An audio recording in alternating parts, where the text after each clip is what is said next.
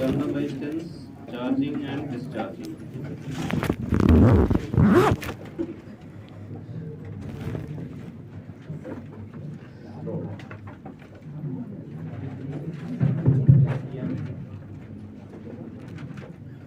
चलो मोबिलिटी लिख लोगे।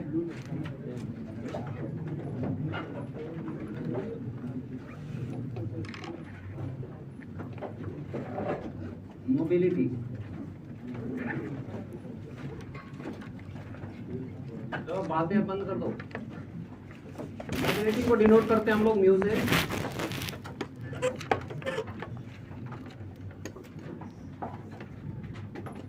भाई मोबिलिटी का मतलब क्या है? It is kind of movement या मूवमेंट से रिलेटेड है किसका? तो इलेक्ट्रॉन। ये मोबिलिटी किसका हम लोग देख रहे हैं? कोई भी चार्ज कैरियर जो भी चार्ज को लेके इधर से उधर जा रहा है उसी का मोबिलिटी लिखा जाता है। तो पॉजिटिव चार्ज मूव करेगा या तो निगेटिव चार्ज, तो उन्हीं की मोबिलिटी डिफाइन होती है यहाँ पर। तो ये मोबिलिटी हम लोग का है जो चार्ज कैरियर का। अब ये इलेक्ट्रॉन जब कंडक्टर में मूव कर रहा था किसकी वजह से? Potential difference. पोटेंशियल डिफरेंस का मतलब इलेक्ट्रिक फील्ड है कि नहीं?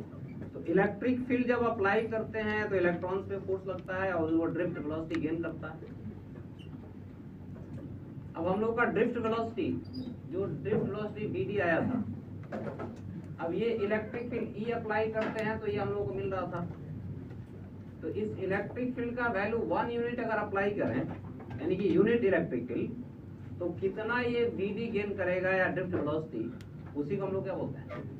मोबिलिटी। समझ आ गया? यूनिट अप्लाइड इलेक्ट्रिक फील्ड के लिए क्या ड्रिफ्ट वेलोसिटी आता है? That is called mobility of charge carrier और इलेक्ट्रॉन। लिखें इसमें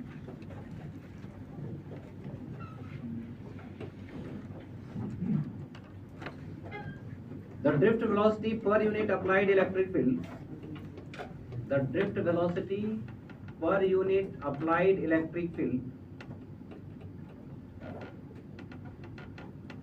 the drift velocity per unit applied electric field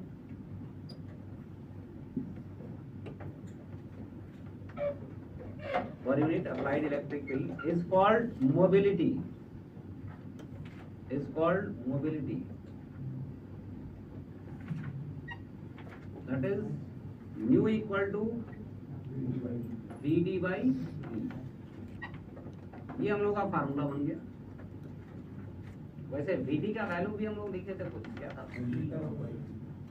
E into tau into electric field divided by m। ऊपर से डिवाइड कर दिए E, तो E कैंसिल हो गया। E into tau by mobility.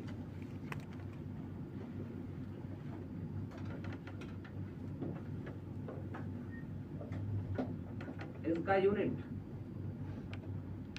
SI unit of mobility, ये है हम लोग का मीटर पर सेकेंड। बराबर क्या है? इसको वोल्ट पर मीटर में भी लिखते हैं हम लोग। तो वोल्ट पर मीटर और ये मीटर पर सेकेंड, तो मीटर और ऊपर जाकर मल्टीप्लाई हो गया। इट इज मीटर स्क्वायर पर वोल्ट पर सेकेंड। इसको हम लोग पढ़ते हैं मीटर स्क्वायर पर वोल्ट पर second. This is SI unit of mobility. चलो चलो चलो देखो जैसे दिख रहा है, बैठ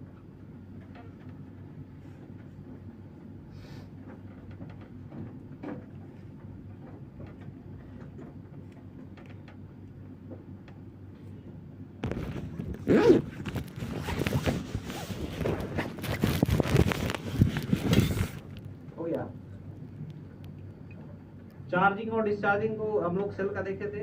चार्जिंग के केस में ईएमएफ हमेशा potential difference across the terminal EMF से ज्यादा आता है, और डिस्चार्जिंग के केस में कम हो जाता है।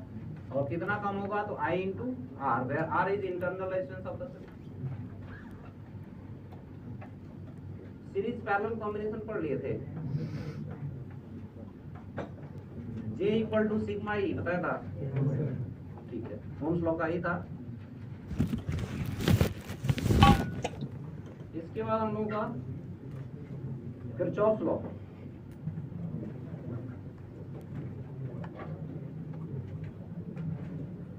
मेन जो किसी भी सर्किट को सॉल्व करने का जो रूल है, यही हम लोगों का है किरचॉफ लॉ।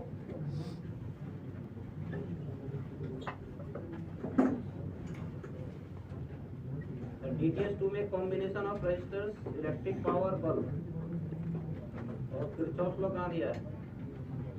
DTS3 में है, ठीक है, यहीं पढ़ लेते हैं, कोई दिक्कत नहीं है। इलेक्ट्रिक पावर ही पढ़ ले पहले, DTS2 में है।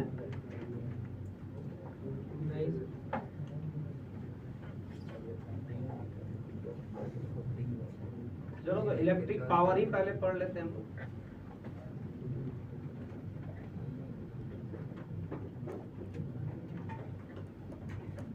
Heating effect of current.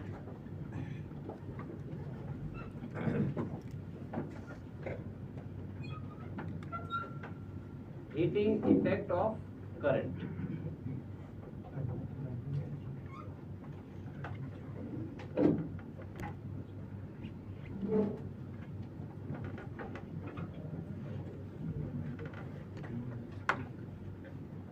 ये कोई रेजिस्टेंस है जिसमें करंट फ्लो कर रहा है, कितना? I। अगर इस रेजिस्टेंस में हम लोग कहेंगे कि t टाइम के लिए अगर करंट फ्लो करता है, तो heat developed in the resistor is I square R into T। ये समझ आ गया? ये पहले से भी सब लोग पता होगा, I square R into T। अब ये I square R into T क्या है? एनर्जी तो है। अब इसमें हीट डेवलप कर रहा है, यानी हीट हो रहा है, और ये हीट को लूज करता जा रहा है, यानी कि हम लोग कह रहे हैं कि ये एनर्जी कंज्यूम कर रहा है, इलेक्ट्रिकल एनर्जी। क्या कर रहा है? इलेक्ट्रिकल एनर्जी कंज्यूम कर रहा है, और उसको किस फॉर्म में लूज कर रहा है? हीट के फॉर्म। ये समझ आया कि नहीं? तो रेजिस्टेंस हमेशा इलेक्ट्रिकल एनर्जी जो कंज्यूम करता है उसको हीट के फॉर्म में वो लूज कर देता है, और heat produced by this resistance is I square R into T। देखिए इसमें ये डायग्राम एक छोटा सा बना लें पहले।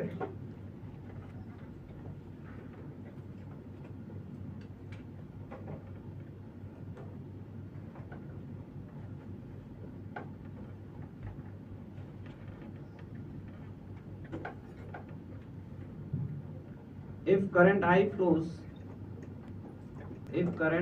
flows for time t, if current I flows for time t,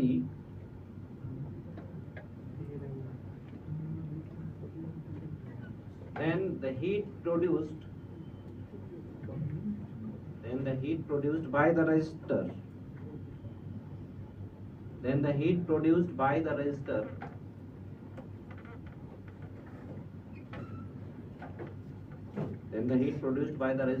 is given by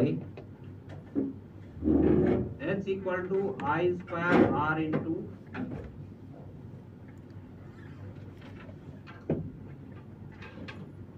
this implies that dH by dt is I square R।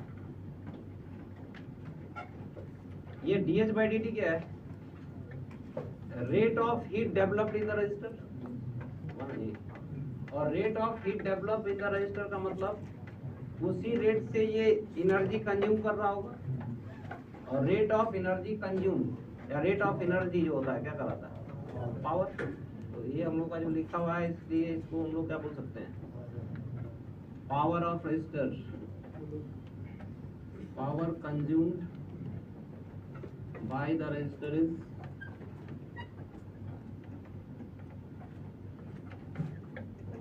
P equal to dH by dt, and this is I square into R.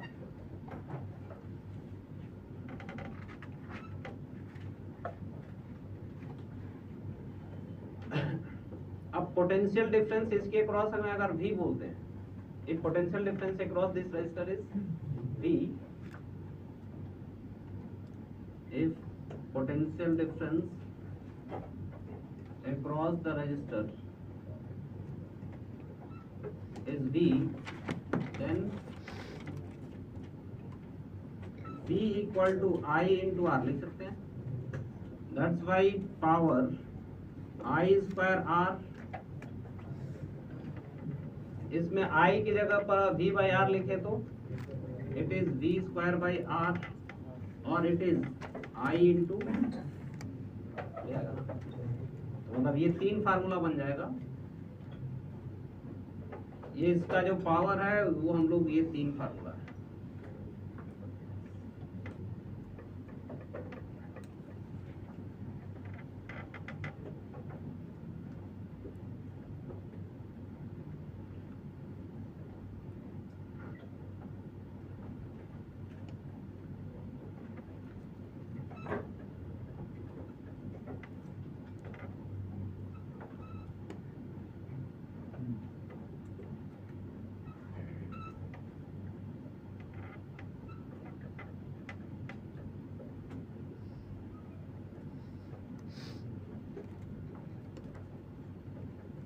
हो गया, सब होगा.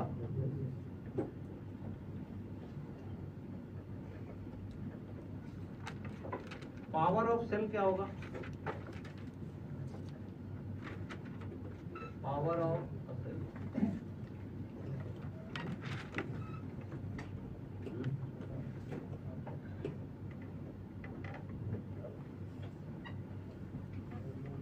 भाई, cell में जो हम लोग का किस रेट से वर्क करेगा या किस रेट से, क्योंकि दो केस होता है सेल का ना, चार्जिंग और, तो चार्जिंग के केस में कहते हैं कि ये एनर्जी कंज्यूम करता है, और डिस्चार्जिंग के केस में एनर्जी देता है, यानी एनर्जी हम लोग का डिलीवर कर रहा है.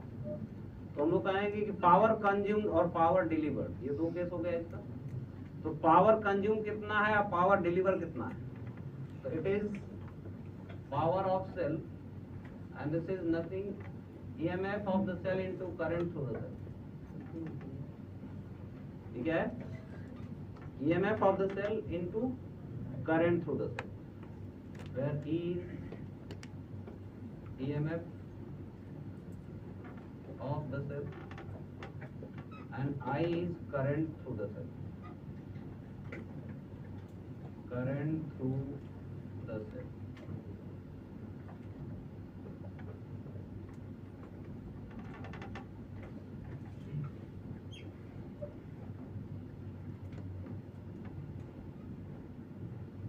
अब चार्जिंग के केस पर बोलेंगे तो यही power consume by the cell कहलाएगा इन केस ऑफ चार्जिंग, और इन केस ऑफ डिस्चार्जिंग यही क्या कहलाएगा, power delivered by the cell.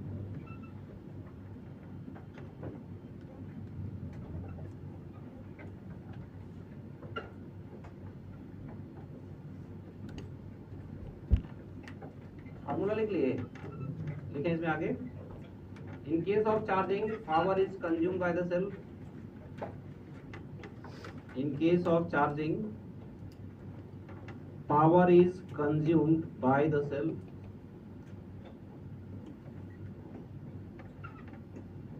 In case of charging, power is consumed by the cell. And in case of discharging,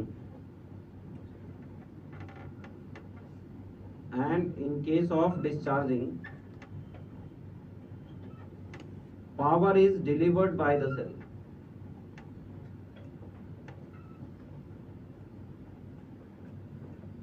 And in case of discharging, power is delivered by the cell. और दोनों में formula यही होगा.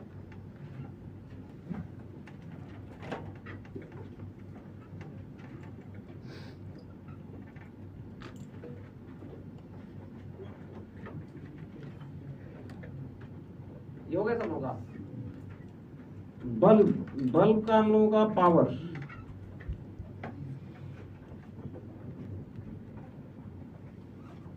थोड़ा bulb का concept हम लोग देख रहे हैं इसमें, क्योंकि क्वेश्चन वगैरह अक्सर पूछा जाता है भाई। हर एक या बल्ब क्या कोई भी इलेक्ट्रिकल अप्लायंस जो होता है उस पर उसका कुछ रेटिंग लिखा होता है।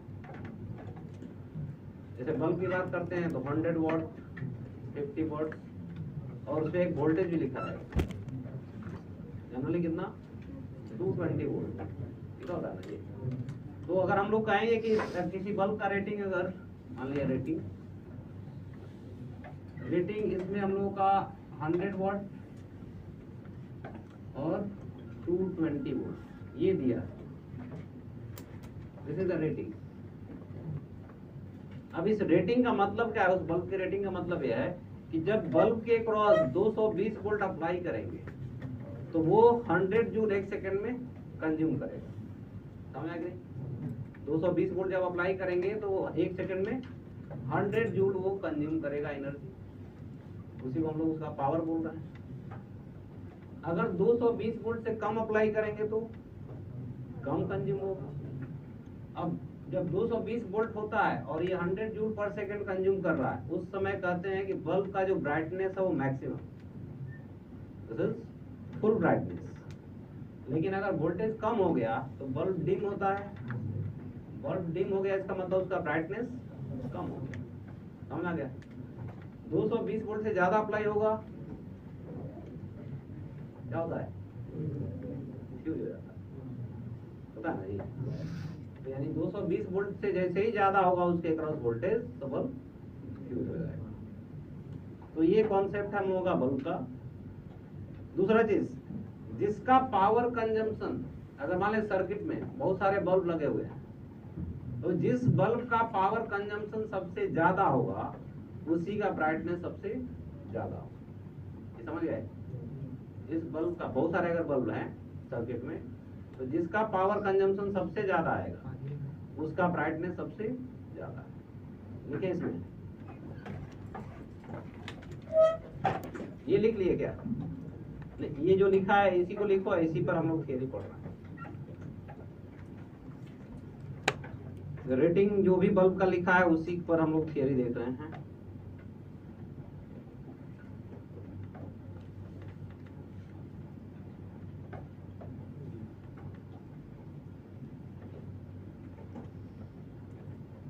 लिखे इसमें, if 220 volt is applied across the bulb, if 220 volt is applied across the bulb,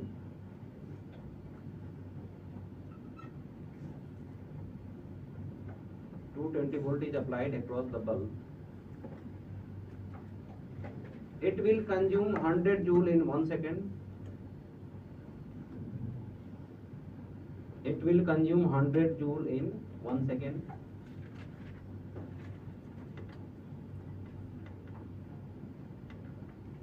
It will consume 100 joule in 1 second, and it is said to have full brightness. And it is said to have full brightness.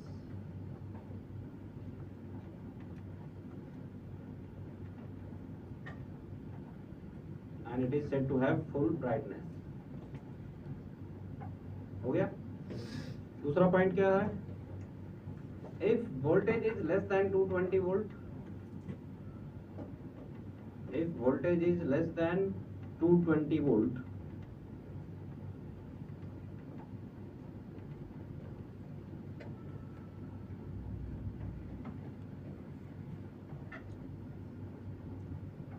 then it will consume less power.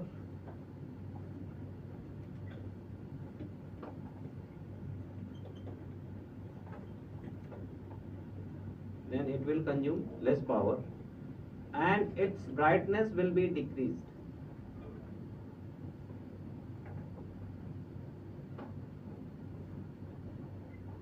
And its brightness will be decreased.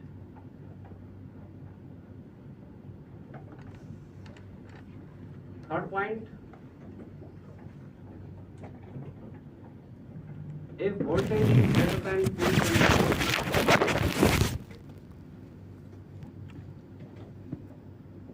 voltage is greater than 220 volt,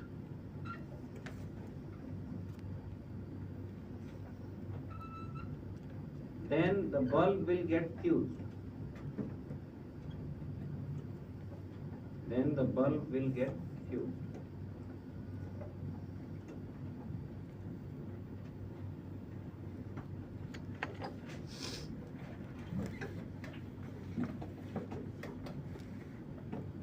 हो गया सब होगा। तीसरा चीज इसमें क्या है कि जो रेटिंग है, ये वोल्टेज का रेटिंग है और ये पावर है। तो रेटिंग से हम लोग क्या देखते हैं, उस बल्ब का रेजिस्टेंस कितना है। रेजिस्टेंस का वैल्यू कितना, V square by T। T equal to V square by R लिखे थे ना जी, तो R का वैल्यू कितना लिखेंगे, V स्क्वायर बाई B, जिसमें ये है रेटिंग। ये जो वोल्टेज लिखा हो गया है रेटिंग, और ये है पावर का रेटिंग। तो जो रेटिंग होता है उससे हम उस बल्ब का रेजिस्टेंस फाइंड आउट करते हैं। ठीक है, from the rating of the bulb,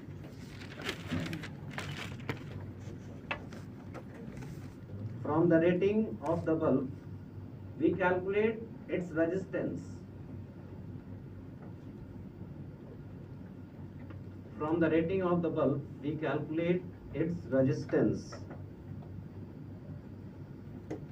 and R equal to V square by T। ये है rating.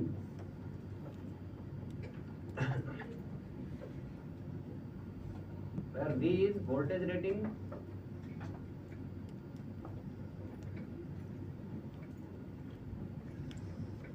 and P is power rating।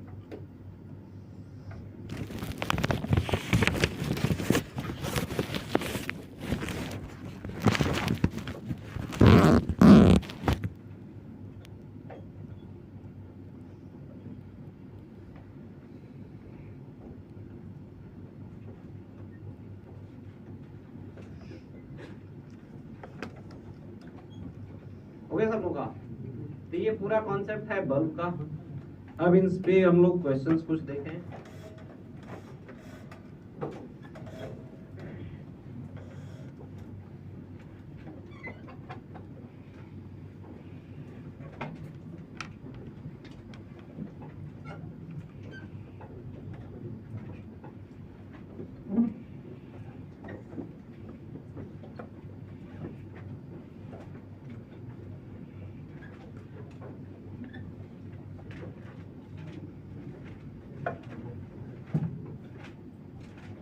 Simple सा क्वेश्चन है, सॉल्व होगा ना जी।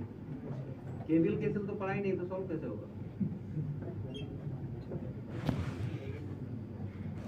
इसीलिए कह रहे थे पहले केवीएल केसीएल पढ़ लेते, क्योंकि किसी भी सर्किट को सॉल्व करने का जो रूल है वो सिर्फ बेसिक रूल केवीएल और केसीएल ही है।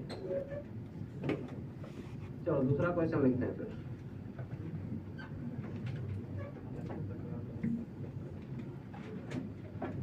An electric kettle has two coils. An electric kettle has two coils.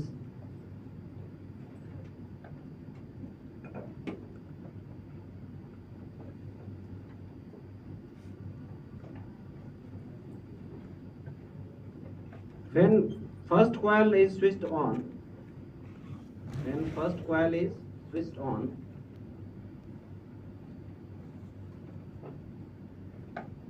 the water boils in time t1.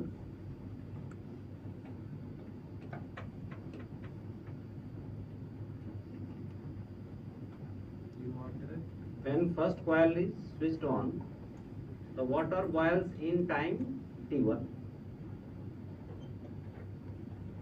When the second coil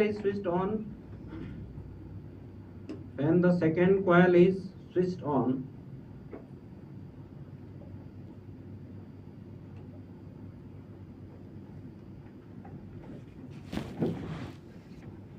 water boils in time t2. The water boils in time t2.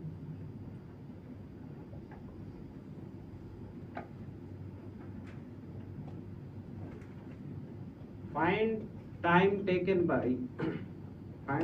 taken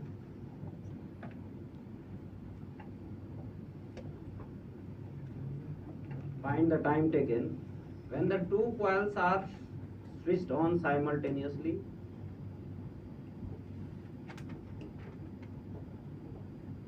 Find the time taken when the two coils are switched on simultaneously. Two coils are switched on simultaneously. First in series and second is in parallel.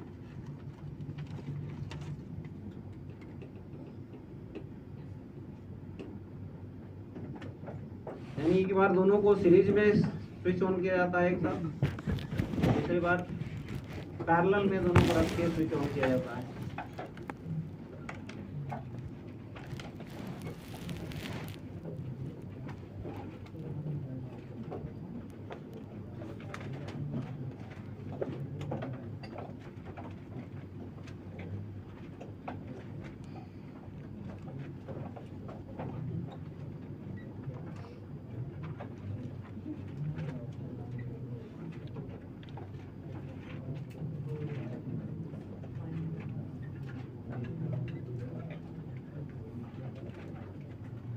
ये दो coil का अलग अलग heat लिख सकते हैं ना जी। पहले वाले के लिखेंगे तो I1 स्क्वायर R इन R1 इंटू T1, दूसरे का ये। लेकिन यहाँ पर हम लोग कह रहे हैं कि I स्क्वायर R, I का वैल्यू कितना लिखेंगे V बाई R, जो भी अप्लाइड वोल्टेज होगा।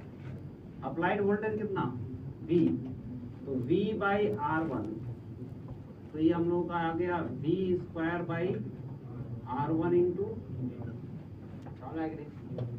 ये कितना होगा V square by R2 into. अच्छा, दोनों जगह V सेम क्यों है? क्योंकि वोल्टेज अप्लाइड जो भी है वो तो हमेशा सेम ही रहेगा ना जी, समझ में आ गया सबको? इसलिए दोनों जगह V क्या है, सेम है। अब इनको कहते हैं हम लोग सीरीज में, इन सीरीज। जब सीरीज में कनेक्ट करेंगे तो वही हीट का वैल्यू कितना लिखेंगे, V square by R1 plus R2 into T in series लिखेंगे। जब सीरीज में कंबाइन होगा तो ये लिखेंगे ना जी, हीट का वैल्यू यही लिखेंगे। तो ये हम लोग का फर्स्ट इक्वेशन है, ये है सेकंड और ये है थर्ड। अभी इन्हीं तीनों को कंबाइन करना हम लोगों को। क्या तीनों में हीट का वैल्यू भी सेम रहेगा? हीट का वैल्यू सेम क्यों रहेगा? क्योंकि वाटर को जब भी बॉयल होगा हमेशा उतना ही अमाउंट हीट लेगा ना। वाटर को बॉयल होने के लिए सेम अमाउंट ऑफ हीट चाहिए हर टाइम पे, तो हर टाइम पे हीट का वैल्यू तो वैसे ही रहना है, इसमें हो या इसमें हो। अब ये हीट तीन कॉइल मिल के दे रहे हैं या सिंगल कॉइल दे रहा है, लेकिन उसको तो उतना ही चाहिए ना हीट, इसलिए तीनों में हीट का वैल्यू क्या है, सेम। ये तीनों को रिलेट करना है, यानी कि हम लोगों को Ts का वैल्यू फाइंड आउट करना है in terms of T1 and, क्योंकि ये सब हमको दिया नहीं था, ये हमने मान रखा है। तो सिर्फ Ts का value in terms of T1 और T2 चाहिए।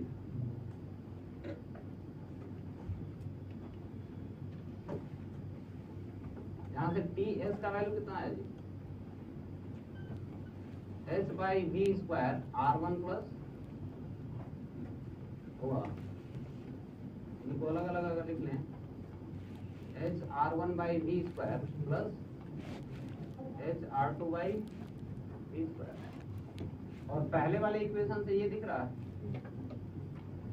H R1 by V square कितना दिख रहा है, इट इज T1, और ये कितना है, यानी कि सीरीज में जो टाइम लगेगा वो T1 प्लस, अब ये एक फार्मूले की तरह हो जाएगा।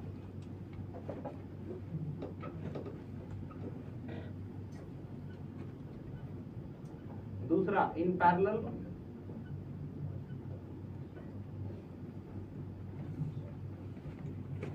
H का वैल्यू कितना, अब पैरेलल में R इक्विवेलेंट कितना आएगा जी, R1 R2 by R1 plus R2। तो हम लोग कहेंगे कि V square by R equivalent into T in parallel, और 1 बाई R इक्विवेलेंट होता कितना, 1/R1 प्लस 1/R इक्विवेलेंट की जगह पर हो गया इनटू T इन पैरेलल, ये हो गया H। अब ये हमारा एक इक्वेशन हो गया और दो इक्वेशन उधर था। अब इन तीनों को रिलेट करना है, तो fourth equation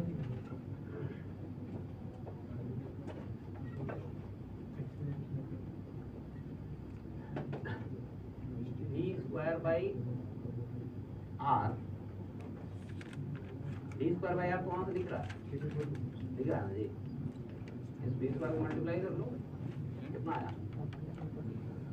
d square by r1 plus d square by r2 into t in parallel, ये हो गया h। d स्क्वायर r1 का वैल्यू कितना दिख रहा है? h by plus h by into t in parallel. वैसे h हर जगह से कैंसिल हो गया, इस tp को उधर लेकर डिवाइड कर दो, तो यहाँ क्या आ गया? 1/t in parallel equal to 1/t1 plus, ये भी बिल्कुल सिंपल सा फार्मूला बन गया वैसे। तो सीरीज में सीरीज की तरह ऐड हो रहा है, पैरेलल में पैरेलल के साथ टाइम ऐड हो गया। अब इस फार्मूले को डायरेक्टली तुम यूज कर सकते हो जब भी क्वेश्चन पूछा गया इससे।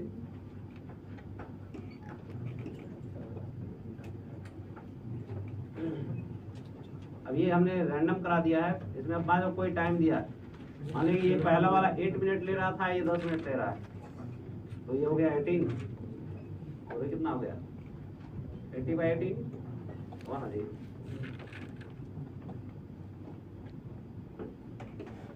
तो पैरेलल में ज्यादा टाइम लग रहा है सीरीज में? पैरेलल में ज्यादा टाइम लगेगा सीरीज में? सीरीज में ज्यादा टाइम लगेगा जी। तो यहाँ पर दोनों सीधे सीधे ऐड हो रहा है और यहाँ इनवर्स होकर ऐड हो रहा है। पैरेलल में कम टाइम लगेगा, जब पैरेलल में कनेक्ट करेंगे तो जल्दी बॉयल कर जाएगा।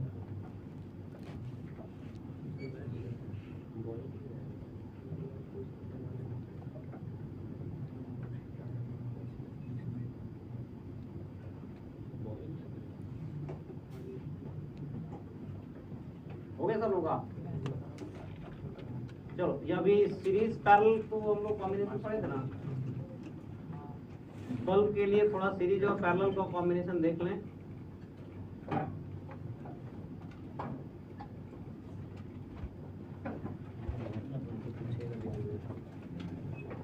Which bulb has maximum brightness?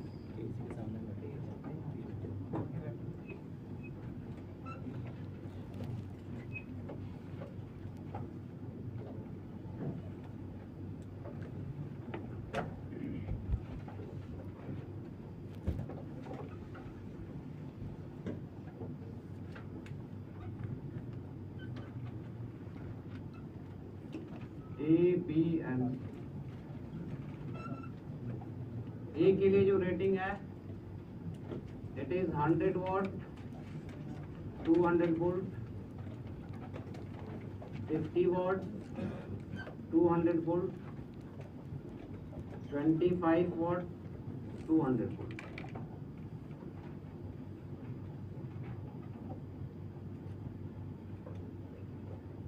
ये तीनों के रेटिंग है।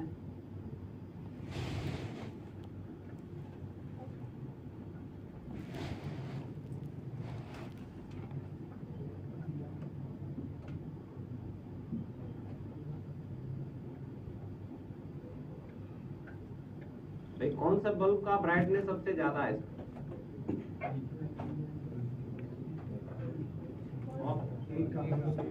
ए का कैसे पता?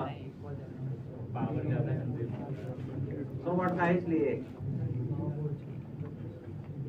मतलब 100 वाट का है तो ज्यादा ब्राइटनेस देगा। अभी हमने क्या बताया था, बहुत सारे बल्ब अगर कनेक्ट होंगे तो जिस बल्ब का पावर कंजम्पशन सबसे ज्यादा होगा उसका ब्राइटनेस सबसे ज्यादा आएगा। तो पहले पावर कंजम्पशन सबका ये निकालेंगे तब ना पता चलेगा कौन सा सबसे ज्यादा कंज्यूम कर रहा है। ऐसे बिना देखे बता दिए सब लोग। बोल रहे हैं तो सुनते नहीं।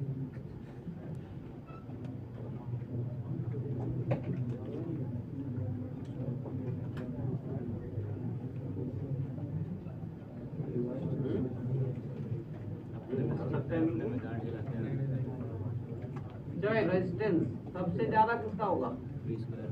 सी का सबसे ज्यादा है। R A less than R B less than, since R equal to V square by P, this implies that R is less than RB less than, so power consumed by A, I square into power consumed by B is I square RB, और C का हो गया I square, क्योंकि I तो सब में same ही है। आई सब में अगर सेम है तो पावर कंजम्पशन सबसे ज्यादा किसका हुआ? सी का। Since power of C is greater than power of C, this implies that bulb C has maximum brightness.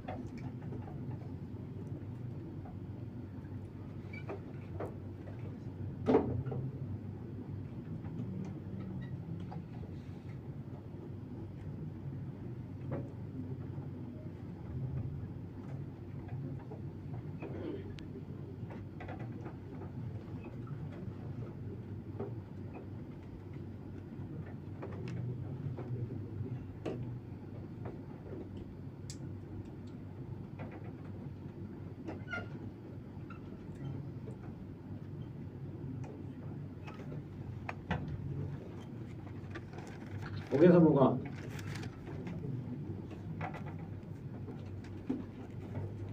हाँ, ये अब इसमें से ध्यान सुन ले। अब इसमें क्वेश्चन और बन सकता है क्या? यहाँ 300 वोल्ट अप्लाई किया गया है, इन सबके रेटिंग पावर सॉरी वोल्टेज कितने थे? 200। तो ये 300 वोल्ट इन तीनों में डिवाइड होगा कुछ ना कुछ। वैसे सबसे ज्यादा वोल्टेज किसके क्रॉस आएगा? सबसे ज्यादा वोल्टेज इसमें से किसके क्रॉस आएगा? अरे सी के क्रॉस। रेजिस्टेंस सबसे ज्यादा है ना जी, रेजिस्टेंस सबसे ज्यादा है तो इसी के क्रॉस सबसे वोल्टेज ज्यादा ड्रॉप होगा इसमें से, उससे कम इसके क्रॉस होगा, उससे कम इसके क्रॉस होगा। समझ में कि नहीं? लेकिन अब ये 300 मान लेते हैं, जितना भी वोल्टेज यहाँ अप्लाई करें, अगर किसी के क्रॉस 200 से ज्यादा आ जाए, कितना सॉल्व करने में पता चला कि 200 से ज्यादा आ गया। अब जैसे ही 200 से ज्यादा होगा तो ये फ्यूज हो जाएगा ना, और अगर ये फ्यूज हो गया तो इसमें करंट किसी में भी नहीं फ्लो करेगा, यानी उस केस में सभी का ब्राइटनेस क्या है? 0, यानी कोई भी बल्ब वो नहीं कर रहा। समझ आया कि नहीं? तो इसमें ये हम लोग को ध्यान रखना पड़ता है कि कोई सीरीज में जब भी होगा, इसमें सबसे पहला हमारा काम ये होता है चेक करना कि कोई बल्ब फ्यूज तो नहीं हुआ। समझ आया कि नहीं? और फ्यूज चेक करने के लिए क्या करोगे? सबसे पहले उसके क्रॉस वोल्टेज कितना आया है वो निकालना पड़ेगा। समझ गए? वोल्टेज अगर 200 से ज्यादा या जो भी रेटिंग है उसका, उससे अगर ज्यादा आ गया तो बल्ब फ्यूज कर गया, और उस केस में पूरे सर्किट को ही ब्रेक कर देगा वो। तो सीरीज में हमेशा इस चीज का ध्यान रखा जाता है। जब इन्हीं को अगर पैरेलल में कनेक्ट कर लें, मान लिया पैरेलल में हम लोग कनेक्ट किए,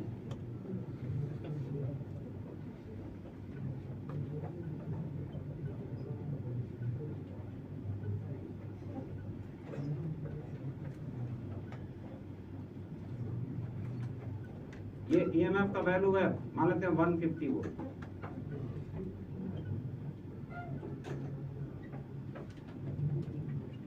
A, B and this is C, rating वही है। फिर से क्वेश्चन सब कुछ वही है, बस यहाँ पर इनका कनेक्शन जो है वो पैरेलल में कर दिया।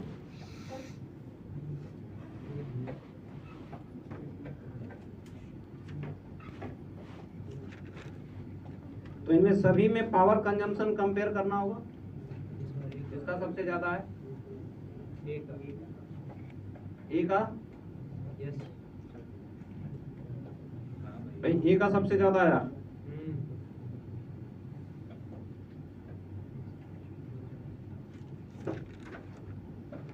भाई रेजिस्टेंस में तो अभी भी वही रहेगा रेशियो, मतलब जो भी रिलेशन था। अब पावर कंजम्पशन ए का अगर लिखें आई स्क्वायर बाई आर ए, तो आई स्क्वायर इंटू, अब आई का वैल्यू हमको डायरेक्ट नहीं दिया है, तो इसमें हम लोगों का आई वन, इसमें आई टू, और आई ए, आई बी, और ये है आई सी। इसमें हम लोग कहेंगे कि आई ए स्क्वायर इंटू आर ए, समझ आ गया। आई ए का वैल्यू लिख सकते हैं कितना, E by into R A, and this is E square divided by, ये हो गया। इसका value E square divided by, और ये है I C into R C, E square by R. अब ई सब में सेम है, ये तीनों में क्या है, तो हम लोग कहेंगे कि जिसमें रेजिस्टेंस सबसे कम होगा उसका पावर कंजम्पशन सबसे ज्यादा हो गया। तो यहाँ पर हम लोग कह सकते हैं कि P A greater than P be greater than, तो यहाँ पर bulb A has maximum brightness.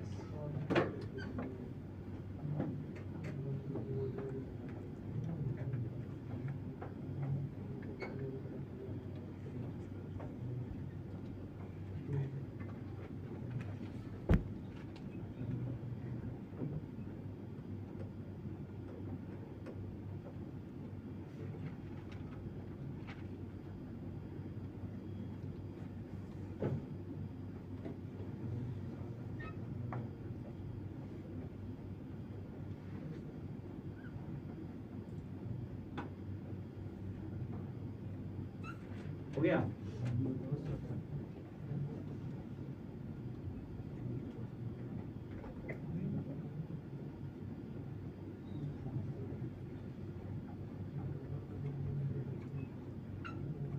चलो नोट कर लो जल्दी से।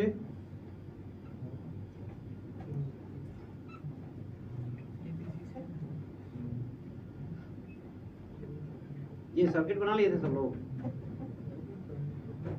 करंट इसमें आई ए, आई बी और आई सी।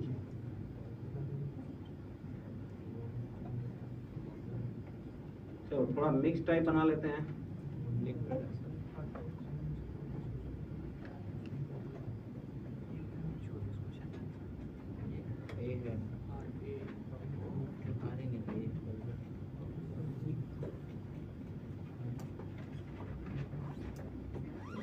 ये बी है और ये सी है और ये। अभी इसमें सबसे ज्यादा ब्राइटनेस किसका है?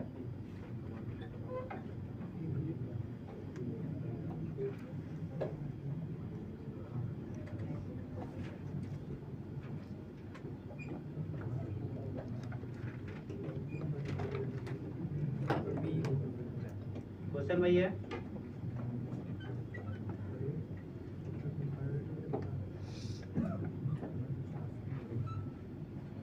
ओ दोस्त लोग चले जा घर पे बैठ के देखो। बंद कर मोबाइल।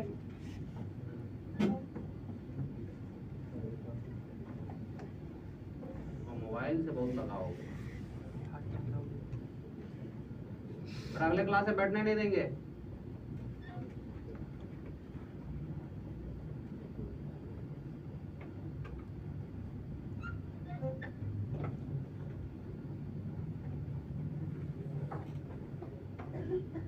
उठ के इधर आओ, उठ के इधर आओ। हाँ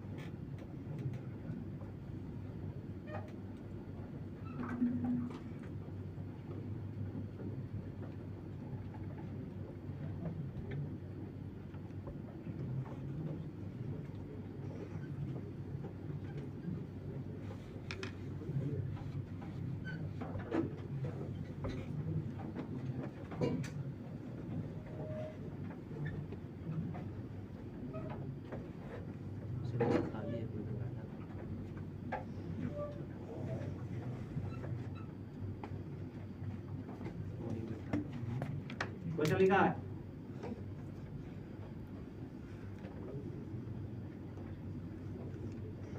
कॉपी दिखाओ।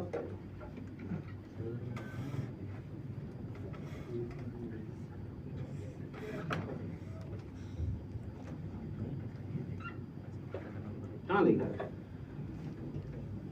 इसका? ये जो लिखा हमने बोला किस लिख लो, कहाँ लिखा है? तब से क्या कर रहा था? यही चल रहा था।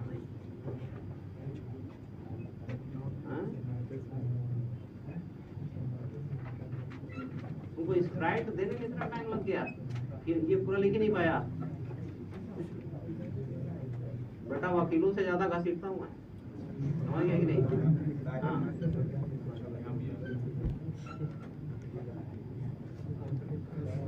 अब तुम क्वेश्चन करेगा, हम उससे काउंटर क्वेश्चन करते जाएंगे, तुम जवाब एक बार भी नहीं दे पाएगा।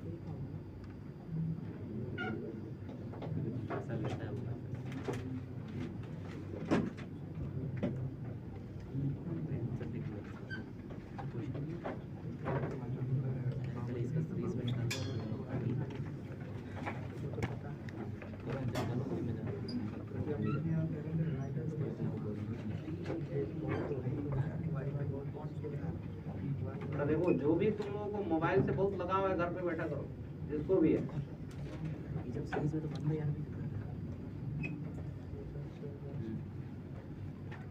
मोबाइल तुम्हारे थोड़ा सुविधा के लिए दिया गया है, तो उसको सुविधा की तरह यूज करो।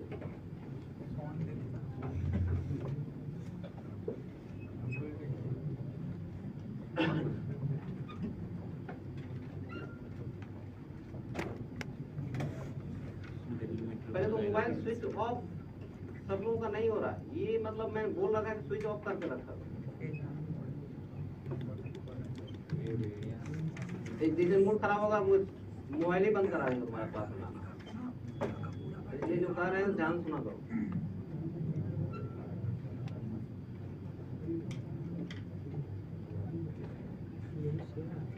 थोड़ा मुश्किल काम है लेकिन इम्पॉसिबल नहीं है, ठीक है ना?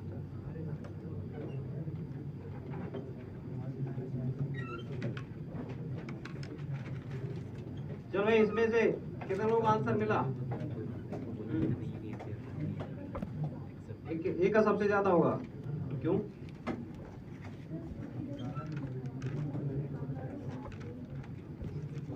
रेजिस्टेंस सबसे कम है पैरेलल में। चलो और किसी का?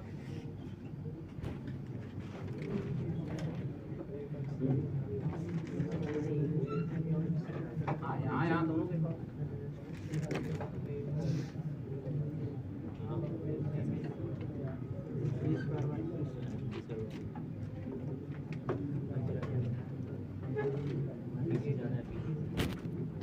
जो रेजिस्टेंस का तो रिलेशन अभी हम लोग देखे थे, आर इज ग्रेटर देन, ये तो रेटिंग से ही हमको पता है। हमने कहा कि इसमें सब में पावर कंजम्पशन निकालेंगे, समझ आया कि नहीं? इन दोनों में करंट का वैल्यू सेम है, तो इन दोनों का रेजिस्टेंस ज्यादा किसका था? सी का ज्यादा है, तो इन दोनों में से पाएंगे कि पावर कंजम्पशन सी का ज्यादा होगा और ए का बी का कम है। सॉरी, सी का ज्यादा है, बी का कम है। अब हम लोग कह रहे थे सीरीज में जिसमें पावर का रेटिंग सबसे कम था उसका ब्राइटनेस सबसे ज्यादा आ रहा था सीरीज में। पैरेलल में क्या दिख रहा था? इसका पावर रेटिंग सबसे ज्यादा था, उसी का ब्राइटनेस सबसे ज्यादा आया था। समझ आ गया? तो उस कॉन्सेप्ट पर भी अगर देखेंगे तो अब इन दोनों का मिला करके जो पावर है यहाँ पर और इसका जो पावर है, तो इन दोनों का इक्विवेलेंट रेजिस्टेंस अगर देखें, ए से ज्यादा होगा कम होगा?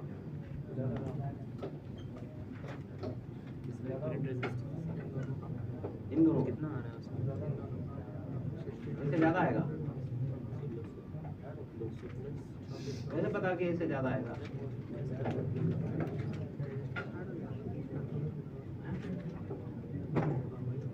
जस्टिफाई करोगे ना उसको। सही है ना। v square by T A और ये है v स्क्वायर बाई, ये दोनों का इक्विवेलेंट रेजिस्टेंस है और ये हम लोग का ए का रेजिस्टेंस हुआ। अब इसमें से हम लोग कहेंगे कि ये बराबर है कि ग्रेटर देन या लेस देन।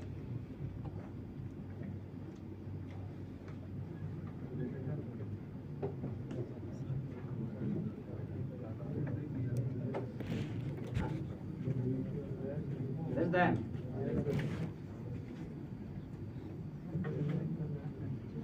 ये है क्या? सब लोग समझ में आएगा? जैसे ये अभी 100 था, देखो इसको नहीं समझ में आया, ये 100 था, ये कितना है 50 और ये 25। तो कहने का मतलब है अगर ये 100 है, इसको अलग अलग पार्ट में निकले हैं तो v स्क्वायर बाई 50 और एक टर्म और ऐड कर दें, लेकिन इसके बराबर होने के लिए एक 200 होना चाहिए और कितना होना चाहिए, तब ना इसके बराबर होगा। ये समझ में आया कि नहीं? और इधर है v स्क्वायर बाई 50 और v स्क्वायर बाई, अब इससे अगर इसको कंपेयर करेंगे तो ये ज्यादा है, इससे इसको कंपेयर करेंगे तो ये ज्यादा है, तो इसलिए सीधे सीधे इसको कहेंगे कि ये टोटल ज्यादा होगा। देखो ये मैथ्स की चीजें हैं, अब तुम इसको जितना जल्दी देख सकते हो उतना जल्दी तुमको आंसर मिल जाएगा।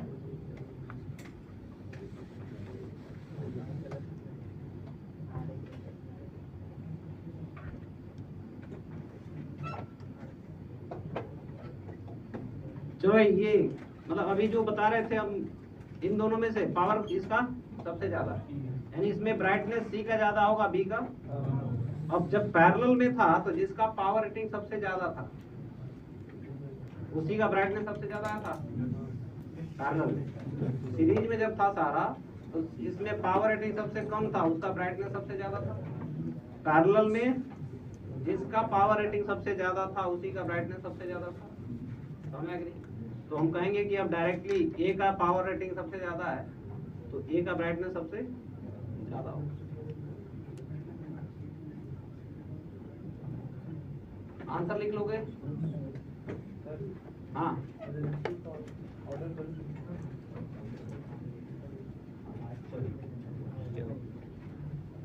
ये आरसी का सबसे ज्यादा।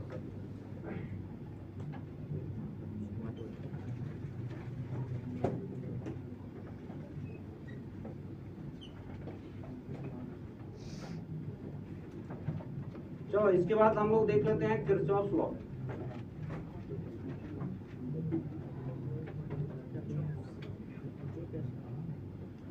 आइडियल सेल बताया था, आइडियल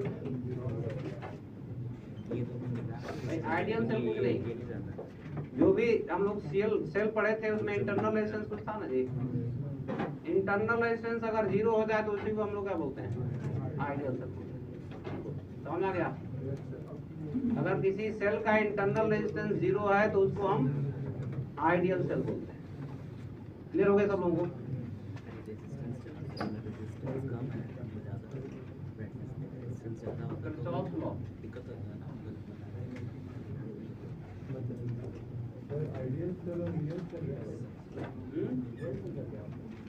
वही तो बोल रहे हैं, ये जो सेल है हम लोग का ये रियल सेल कहलाएगा और यही internal resistance R equal to 0 हो जाता क्या कहलाएगा? यही तो बता रहे हैं।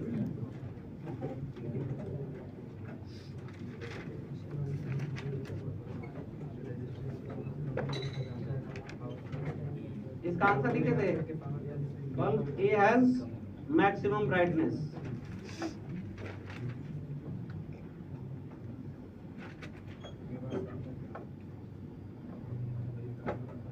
किरचॉफ्स लॉ, भाई किरचॉफ्स लॉ में दो लॉ हम लोग पढ़ते हैं। सबसे पहला है करंट लॉ,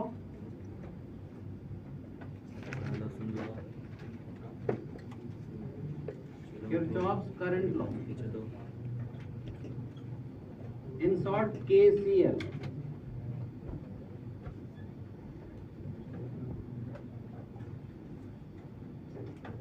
चलो बातें बंद करो, अब इधर ध्यान दो। ये जो केसीएल है, किरचॉफ करंट लॉ, ये किसी भी इलेक्ट्रिकल सर्किट में हमेशा जंक्शन पे अप्लाई होता है। जंक्शन का मतलब क्या है? जहां पर बहुत सारे ब्रांचेस आके मिलते हैं। कम से कम कितने ब्रांच? तो अगर हम लोग कहेंगे कि ऐसे अगर है तो क्या ये जंक्शन है? नहीं है, ये कई ब्रांच कहलाएगा। कम से कम कितने ब्रांच होने चाहिए? तो कम से कम 3 ब्रांच बनेगा तभी हम उसको जंक्शन बोलेंगे।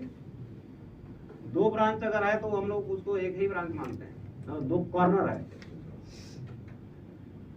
अब ये किसी जंक्शन पे जब अप्लाई होता है तो ये लॉ कहता है कि जंक्शन के तरफ आने वाले सभी करंट का अलजेब्रिक सम हमेशा 0 होगा।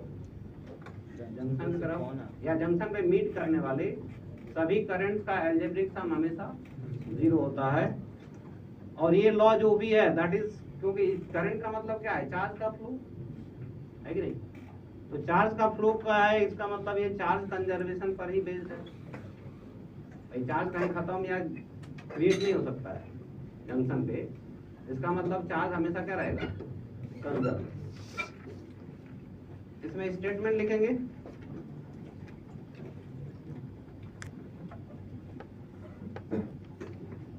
This law is applied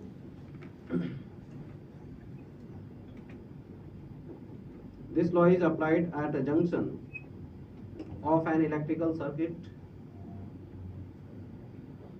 This law is applied at a junction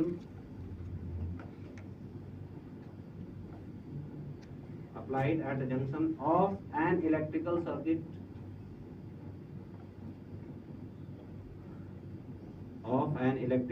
circuit and it states that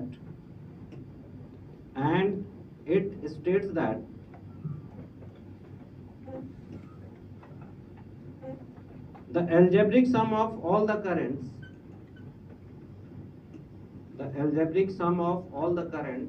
meeting at a junction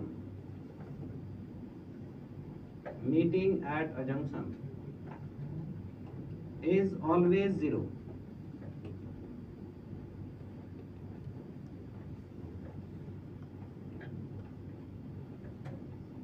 Algebraic sum of all the currents meeting at a junction is always 0.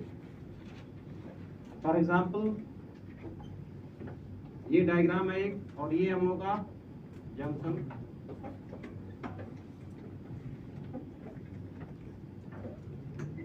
इसमें कुछ currents I1, I2 और इधर हम लोग का I3, I4 और ये है I5।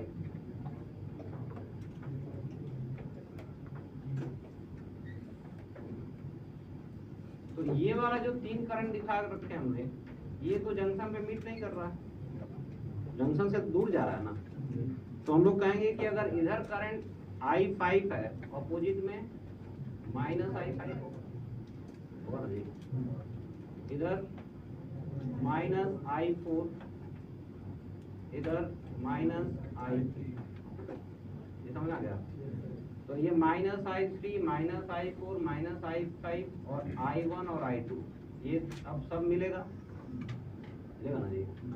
अब इन सब का अलजेब्रिक सम क्या हो जाएगा? अलजेब्रिक सम 0 होने का मतलब ही है कि कुछ पॉजिटिव होगा, कुछ तभी 0 हो सकता है। सारा पॉजिटिव होगा तब तो 0 नहीं होगा ना जी। तो यहाँ पर हम लोग कह सकते हैं कि I summation of I equal to 0, that means I1 plus I2 minus I3 plus minus I4 minus I5 equal to 0। तो यहाँ से हम लोग कह सकते हैं I1 plus I2 equal to I3 plus I4 plus I5। और ये लेफ्ट साइड में हम लोग कहेंगे कि total incoming current towards the junction and this is total outgoing current from the junction. यानी कि जितना करंट जंक्शन पे आएगा उतना वहां से जाएगा भी।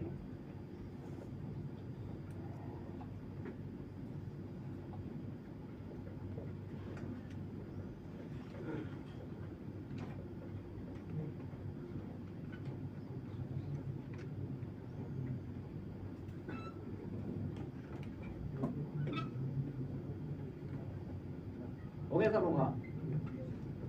दूसरा इसमें हम लोगों का किरचॉफ वोल्टेज लॉ, जो कि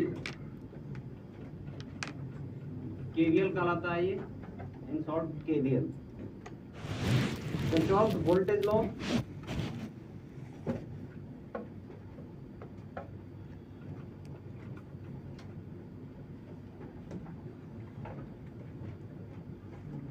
देखो ये वाला तो सब लोग लिख लेंगे आराम से। इंपॉर्टेंट ये है, इसी में थोड़ा ध्यान देने की जरूरत है। केवीएल हम लोग जब भी अप्लाई करते हैं किसी भी इलेक्ट्रिकल सर्किट के क्लोज लूप में, समझ आ गई? ऐसे भी कॉम्प्लेक्स सर्किट हो, मान लीजिए ये पूरा एक सर्किट है, तो हम लोग कहेंगे कि इधर भी एक क्लोज लूप बन रहा है, ये वाला भी एक क्लोज लूप बनेगा, इधर से ऐसे जाएंगे तब भी एक क्लोज लूप बनेगा, ये भी क्लोज लूप बन रहा है, इधर भी बन रहा है, बहुत सारा, समझ आ गई? तो ये हमेशा जब भी अप्लाई होगा किसी भी क्लोज लूप में ही अप्लाई होगा इलेक्ट्रिकल सर्किट। और ये लॉ कहता है कि जितने भी एलिमेंट्स होंगे, मान लेते हैं यहाँ पर बना लेते हैं ये कुछ elements,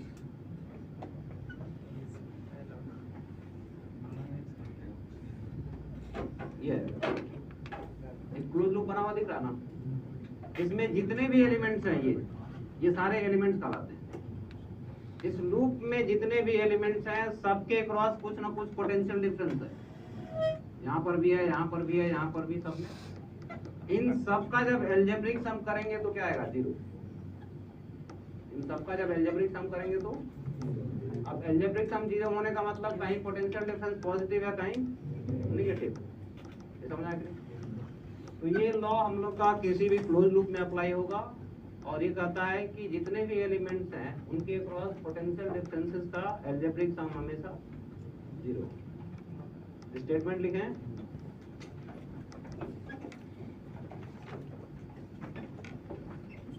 this law is applied in any close loop, this law is applied in any close loop of an electrical circuit,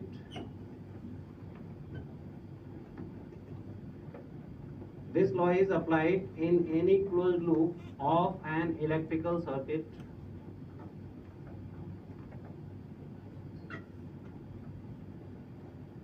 and it states that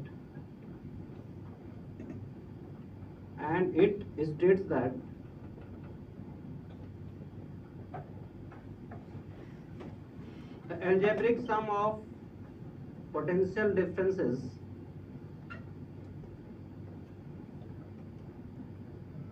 algebraic sum of potential differences, the algebraic sum of potential differences across all the elements, across all the elements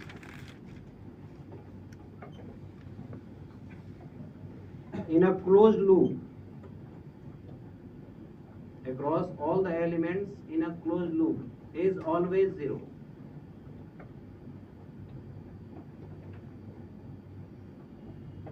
Across all the elements in a closed loop is always 0. ये कोई भी एक circuit का part हम लोग बना रहे हैं,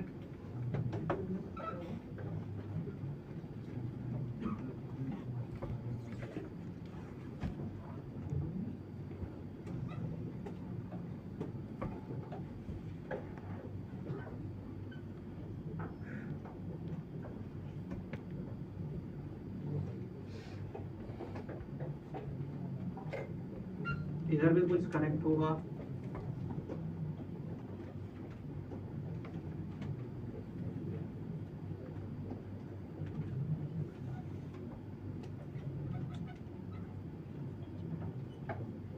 ये बहुत बड़ा सा सर्किट है, उसका एक close loop, A B C D,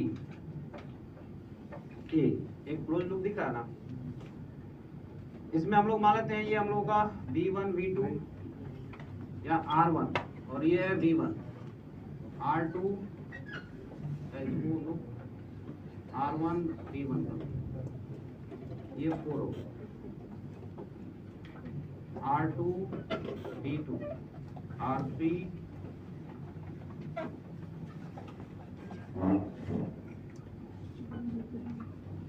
जो भी है इस तरह से कनेक्टेड था सब, और ये पूरा एक सर्किट है। अब इन सभी ब्रांचेज में कुछ ना कुछ करंट फ्लो कर रहा होगा। हमको पता है कि किसमें किधर करंट फ्लो कर रहा था, ये तो नहीं पता होगा ना जी। वो जो भी डायरेक्शन होगा वो होगा। तो मान लिया कि किसी में हम लोगों का करंट इस डायरेक्शन में फ्लो कर रहा था, ये है I1। इस ब्रांच में करंट इधर फ्लो कर रहा था I2, इधर फ्लो कर रहा है I3, इधर फ्लो कर रहा है I4। भाई इसमें करंट में किसी को कंफ्यूजन है क्या? किसी को भी? भाई हर एक ब्रांच में कुछ ना कुछ करंट तो होगा ना जी। तो हमने मान लिया कि इसमें इधर फ्लो कर रहा था, कितना है I1 है, इसमें इधर फ्लो कर रहा है I2 है, और इसमें इधर फ्लो कर रहा है I3 है, इसमें इधर फ्लो कर रहा है। अब इसी के बेसिस पे हमको इस लूप में KVL लिखना है। तो KVL के लिए हम लोग क्या करेंगे, किसी भी एक पॉइंट, एक क्लोज लूप में कोई एक पॉइंट हम लोग उठाते हैं, जैसे A शुरू किया हमने, तो इस लूप में घूमते हुए फाइनली कहां तक फिर पहुंचना है, A तक ही पहुंचना है, तब ना कंप्लीट होगा। अब इसमें हम लोग जब आगे बढ़ते जाएंगे, जैसे लूप, इस लूप पे चलते जा रहे हैं हम लोग, इसमें सबसे पहले एक रेजिस्टेंस आएगा, उसके बाद ये बैटरी आएगा, फिर इसके बाद दूसरा रेजिस्टेंस आएगा, फिर बैटरी आएगा, तीसरा रेजिस्टेंस, फिर बैटरी, चौथा रेजिस्टेंस, फिर बैटरी। समझ आ गया? इसमें रेजिस्टेंस में हायर पोटेंशियल और लोअर पोटेंशियल कैसे डिसाइड करते हैं, करंट देकर। यानी इस करंट के हिसाब से अगर देखें तो ये हम लोग का हायर पोटेंशियल और ये, समझ गए, रेजिस्टेंस को देख करके। बैटरी में हायर पोटेंशियल लोअर पोटेंशियल कैसे डिसाइड करते हैं, टर्मिनल देखकर। ये बड़ा वाला जो लाइन है पॉजिटिव हायर पोटेंशियल, और ये, तो इस बैटरी का ये लोअर पोटेंशियल और ये हायर पोटेंशियल हुआ। इसमें हम लोग का ये हायर पोटेंशियल, ये हायर पोटेंशियल और ये लोअर पोटेंशियल बैटरी का है। ये है लोअर पोटेंशियल और ये है रेजिस्टेंस का, ये लोअर पोटेंशियल और ये, समझ गए। अब हम लोग कहेंगे कि जब चलते जाएंगे तो जैसे यहाँ से यहाँ इसको जब क्रॉस करेंगे तो यहाँ पोटेंशियल घटेगा कि बढ़ेगा? पहला एलिमेंट यही है ना, इसको क्रॉस करेंगे तो पोटेंशियल घटेगा या बढ़ेगा? घटेगा, अकॉर्डिंग टू द करंट। तो हम लोग कहेंगे कि जहां पर घट रहा है उसको माइनस लिखेंगे, जहां पोटेंशियल ड्रॉप मिलेगा उसको माइनस, और जहां पोटेंशियल बढ़ेगा उसको प्लस। तभी ना अलजेब्रिक सम होगा। जहां घटेगा उसको माइनस, जहां बढ़ेगा उसको, और लिखते लिखते जब फाइनली यहाँ पहुंचेंगे तो इक्वल टू 0। समझ गए? चलो ये पहले ध्यान से सुन ले। यहाँ से आ जाएंगे तो क्या है, घटेगा। कितना घटा? I into R. तो इसके क्रॉस पोटेंशियल डिफरेंस उतना ही होता है, I इंटू, तो इसको माइनस I1 इंटू R1, यहाँ पर प्लस V1। ये समझ आएगा? इसको क्रॉस करेंगे तो बढ़ेगा ना, तो इसको लिखेंगे प्लस V1, यहाँ पर minus I2 into R2 minus V2, क्योंकि ये फिर घटेगा, यहाँ पर प्लस होगा ना जी, क्योंकि अब ये लो है ये हाई है, तो इधर से इधर जा रहा है ना, तो इधर से इधर जाने में बढ़ेगा ना, तो इसको क्या लिखेंगे हम, प्लस I3 इंटू R3, यहाँ प्लस V3, इधर प्लस, ये हायर है ये लोअर है, तो इधर से इधर जाएंगे तो बढ़ेगा ना, तो ये हम लोग का प्लस I4 R4 और यहाँ माइनस D4, या फिर यहाँ पहुंच गए इक्वल टू 0। ये समझ आ गया सबको? इसमें क्लॉकवाइज सेंस में जा रहे हैं हम लोग, पता है, ये क्लॉकवाइज में चलते जा रहे थे। देखो क्लॉकवाइज में जाओ या एंटी क्लॉकवाइज में, कोई इक्वेशन में कोई अंतर नहीं आता है, बस साइन का फर्क आएगा इसका। हाँ फिर से ध्यान से सुन लें, जहां पर पोटेंशियल ड्रॉप होगा यानी कम होगा उसको माइनस लिखना है, और जहां पर बढ़ेगा उसको, अब बढ़ने और घटने का जो सिलसिला है वो हम रेजिस्टेंस में किसको देख के डिसाइड करेंगे? करंट को। जैसे मान लो कि हम इधर से इधर गए तो हम कहेंगे कि पोटेंशियल घटा, समझा कि नहीं? तो इसको क्या लिखेंगे? माइनस आई इधर से इधर। लेकिन अब हम लोग करंट वही है, हम इसमें इधर से इधर गए तो क्या लिखेंगे? प्लस आई, समझा कि नहीं? लूप में हम इधर से इधर जा रहे थे तब इसको क्या लिखे थे? Minus I are. अब इसी लूप में हम इधर से इधर जब जाते तो तब इसी को क्या लिखते हैं हम? प्लस आई आर लिखते। तो डिपेंड करता है कि प्लस और माइनस हम किसको लिख रहे हैं, वो हम लूप में किधर से किधर जा रहे हैं, या एंटी क्लॉकवाइज जा रहे हैं या क्लॉकवाइज। समझ में आया कि नहीं? बस जहां पर तुमको घटा हुआ दिखेगा उसको क्या लिख देना है? माइनस, और जहां बढ़ा हुआ दिखेगा उसको प्लस।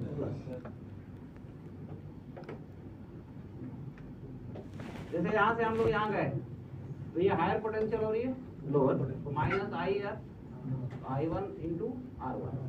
तो हम लोग लिख सकते हैं KVL for the loop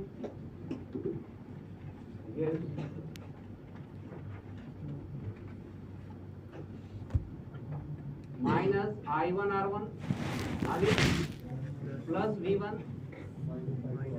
minus I2 R2, फिर यहाँ से आ जाएंगे तो घटेगा minus V2 plus I3 R3 plus V3 plus I4 R4 minus V4 equal to 0। This is the KVL equation for the loop.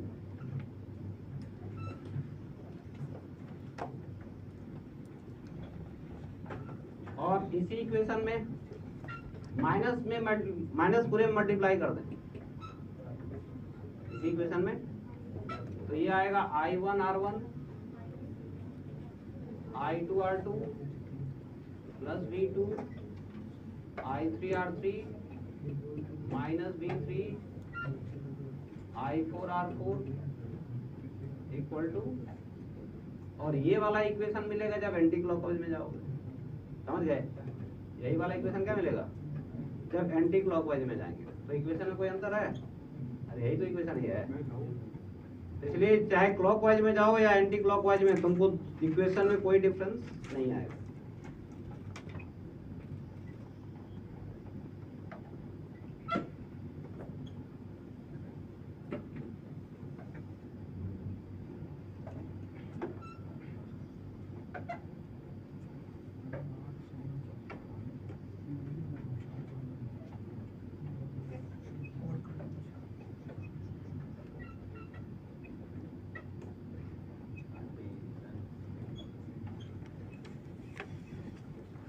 लिख लिए सब लोग?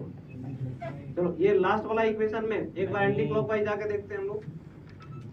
और इधर से अब लास्ट में जो 4 लिखा है यहाँ से ऐसे जा रहा है हम लोग, समझे कि नहीं? उधर लास्ट से देखते आओगे, यहाँ से आ जाएंगे तो क्या हुआ? प्लस V4 लिखा हुआ है ना, यहाँ से यहाँ माइनस I4 R4 लिखा हुआ है लास्ट सेकंड टर्म, इधर से इधर minus V3 minus I3 R3 plus V2 plus I2 R2 minus V1 plus I1 R1 equal to 0। समझ आया कि नहीं? तो ये इक्वेशन में एंटी क्लॉकवाइज जाए या क्लॉकवाइज, इसमें कोई डिफरेंस नहीं होगा। अब यही 2 लॉ होते हैं हम लोगों को किसी भी इलेक्ट्रिकल सर्किट को सॉल्व करने के लिए। These are the basics.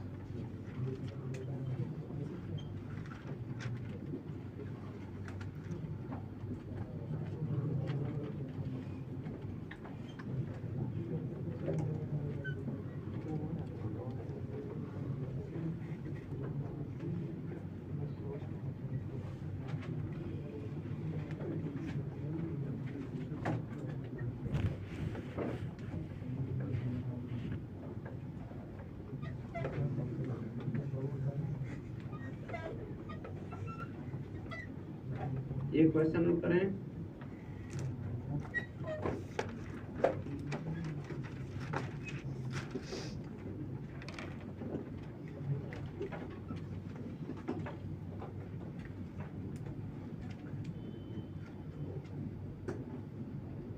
जो अभी इक्वेशन लिखवाया गया है वही तुमको दिया भी जा रहा है।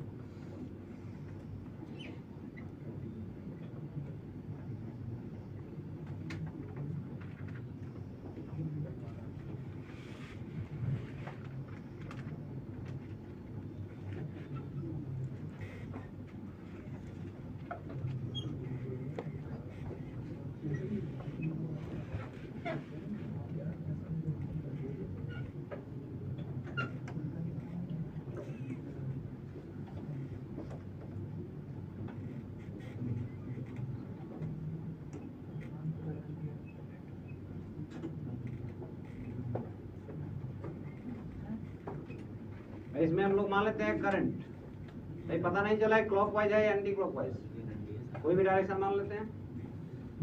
अब कोई भी डायरेक्शन मानने के बाद जब सॉल्व करेंगे तो या तो उसका वैल्यू प्लस में आएगा तो माइनस में। अगर प्लस में आया तो ठीक है, जो डायरेक्शन तुमने एज्यूम किया वो सही है, और लेकिन माइनस में आया तो जो हम डायरेक्शन एज्यूम किया उसके अपोजिट में वो करंट फ्लो कर रहा है। समझ गया? मैग्नीट्यूड में कोई डिफरेंस नहीं होगा। तो हम मान लेते हैं क्लॉकवाइज में फ्लो कर रहा है करंट आई, तो सब में एक ही करंट होगा क्योंकि ये एक ही लूप है पूरा।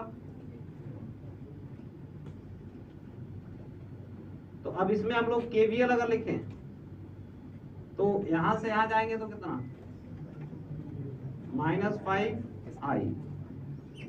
+10 -10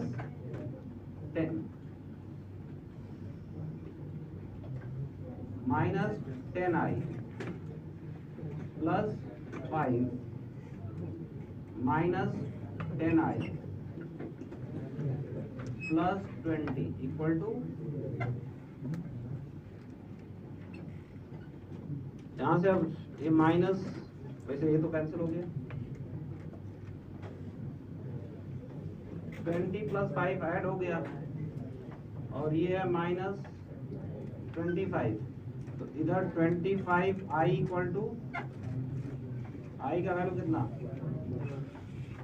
यानी +1 मिलेगा। तो इसका मतलब जो डायरेक्शन हमने एज्यूम किया वो सही है, लेकिन अगर यही माइनस आता तो जो हम डायरेक्शन एज्यूम किया उसके अपोजिट में एक्चुअली ये करेंगे।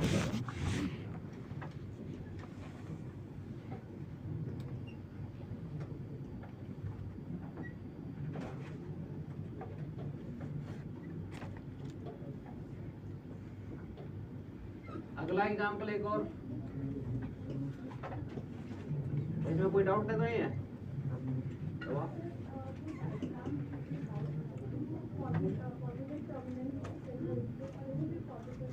हो सकता है, बिल्कुल हो सकता है। तो अब ऐसे देखोगे तो अननेसेसरी कंफ्यूजन क्रिएट होगा। सीधा सीधा क्या याद रखना है, लूप में चलते जाएंगे, जो नाक के सामने आएगा उसी को देखना है। नहीं समझे? मतलब जो पहले आएगा, उसके बाद कौन है उसको नहीं देखना है तुमको। जो सबसे पहले पढ़ रहा है उसको देखेंगे, उसको अगर निकल गए, उससे आगे बढ़ गए तो उसको भूल जाएंगे। समझ गया कि नहीं? यहाँ से यहाँ आगे बढ़े तो सबसे पहले क्या आया, रेजिस्टेंस। अब इसमें देखेंगे कि ड्रॉप हुआ इंक्रीज हुआ, तो यहाँ क्या हुआ, ड्रॉप हुआ, इसको माइनस लिख दिए। अब इसको भूल जा, आगे जो आएगा फिर उसको देखेंगे, यहाँ क्या हुआ, इंक्रीज हो गया, इसको प्लस लिख दिए, इसको भी भूल जाओ। अगला कौन है, अब यहाँ जाएंगे तो क्या होगा, ये ड्रॉप हुआ, हाई से लो जा रहे हैं तो माइनस लिखेंगे।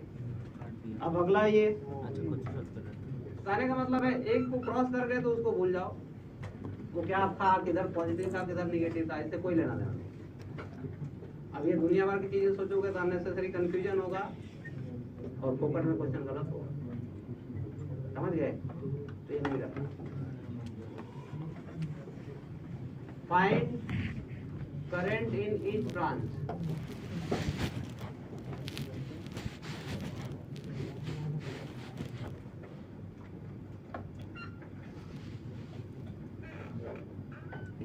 as shown in figure.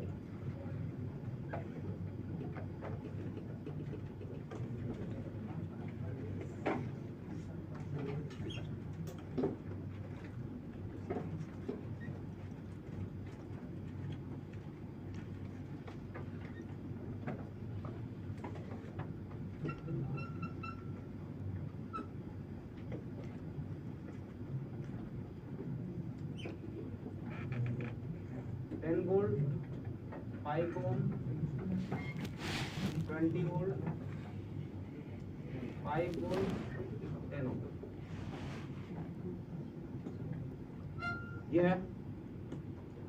इन सब कॉर्नर के अगर नाम लिख लें तो A B C D E and this is F।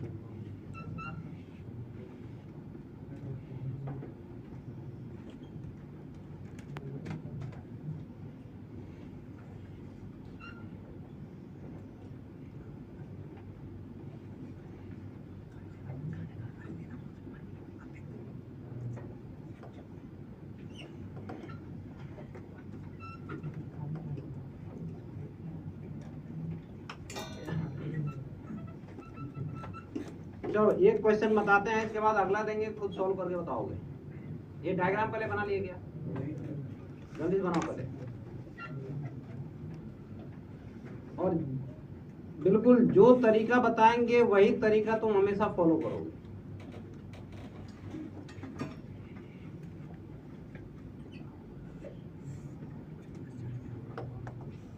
Diagram हो गया कंप्लीट?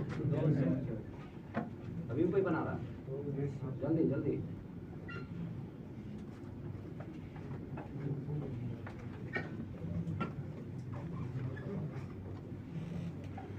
तो इसमें किसी को आइडिया है कि किस में किधर करंट फ्लो कर रहा है? कोई आइडिया है? मतलब हम कॉन्फिडेंस के साथ बोल सकते हैं किसमें किधर करंट है? बिल्कुल नहीं बोल सकते। तो अगर नहीं हमको पता है तो हम कोई भी डायरेक्शन मानेंगे ना। तो किसी भी पॉइंट से हम करंट मानना शुरू कर देते हैं। जैसे ये बैटरी है, तो एक्चुअली करंट फ्लो कराने का काम बैटरी ही तो करती है। तो हमने मान लिया कि इस बैटरी से टोटल करंट यहाँ से आई चलना शुरू किया था। ध्यान से समझते जाओगे अब। आई यहाँ से चलना शुरू किया, अब ये आई यहाँ तक तो वही रहेगा। अब हम लोग कहेंगे कि इसमें कुछ जाएगा और इसमें कुछ करंट, इन दोनों का सम इसके बराबर होगा। तो अगर हमने कहा कि इसमें I1 है, इसमें से I1 माइनस कर दे तो ये होगा ना। इसका मतलब हम डायरेक्ट यहाँ KCL अप्लाई कर दी। क्या किए? KCL डायरेक्ट अप्लाई कर दी। ये जो लिखा है ये डायरेक्टली KCL अप्लाई करने के बाद ही लिखा मैंने। अब इसमें I1, अब ये पूरा एक ही ब्रांच है, इस सब में करंट I1 ही आएगा यहाँ तक। इसमें आ रहा था कितना? I माइनस I1, फिर दोनों मिलेगा यहाँ पर, फिर से I हो जाएगा और इसमें I जाएगा। यानी कि हर जगह ये हम लोगों का KCL KVL जो भी था, सॉरी KCL अप्लाई हो गया। अब हम लोगों का बचा है कितना? अननोन है, कैपिटल I और I1, वही अननोन है ना। अब हमको दो इक्वेशन चाहिए सॉल्व करने के लिए इनको। अब दो इक्वेशन कहाँ से? KVL से। KCL तो लगा चुके हैं, KCL नहीं लिख सकते। अब बचा है KVL लिखना। तो इसमें हम लोगों का दो लूप मिलना चाहिए तब ना दो इक्वेशन बनेगा। कितने लूप हैं इसमें? 3 लूप है। एक ये है, एक इधर और एक बाहर वाला।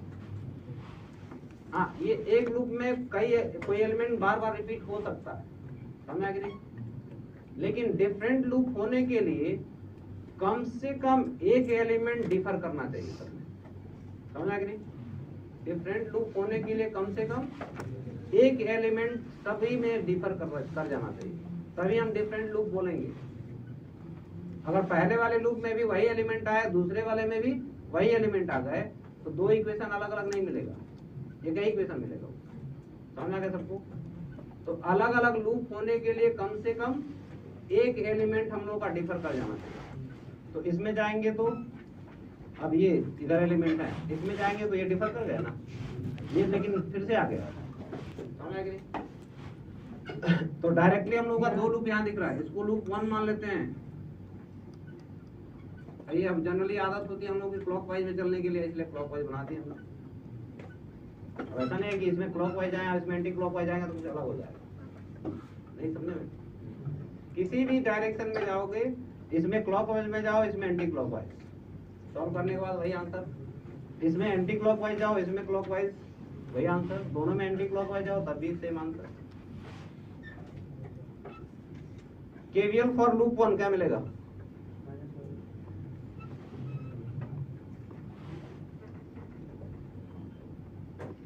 चलो ये पहले करंट डिवाइड कर लो सब लोग, और केवीएल फॉर लूप 1 लिखें।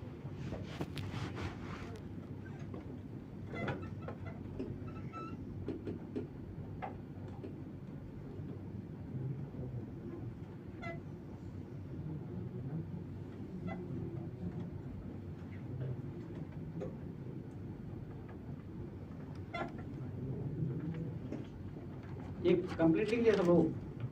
चलो लूप 1 में हम ऐसे जा रहे हैं, यहाँ जाएंगे तो क्या होगा?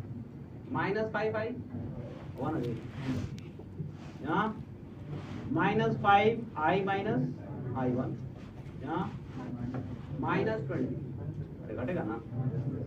फिर इधर कोई एलिमेंट नहीं, यहाँ +10 = 0। तो ये इक्वेशन हम लोग का मिला -5i - 5i - i1 -20 प्लस = 0। थोड़ा फर्दर सिंप्लीफाई करके अगर लिखें तो -5 - 5 कितना? -10 -10i + 5i1 = -10 है ना, उधर ले गए। 5 से वैसे डिवाइड कर सकते हैं, तो -2i + i1 = 2। This is first equation. उसी तरह से KVL for loop 2, KVL for loop 2 क्या मिलेगा? चलो अब बी से शुरू करते हैं हम लोग। +5 -10i1, इधर कोई एलिमेंट नहीं है, अब इधर जाएंगे +20, इधर से जाएंगे +20, इधर प्लस करंट इधर से इधर आ रहा है, तो ये हायर पोटेंशियल, और ये तो इधर से हम इधर जा रहे हैं, तो ये लोअर पे है, अभी बाद में पहुंचेगा हायर पर, तो ये बढ़ेगा, इसको प्लस 5 टाइम्स दिस = ये हम लोगों का हो गया +5 -10i1 +20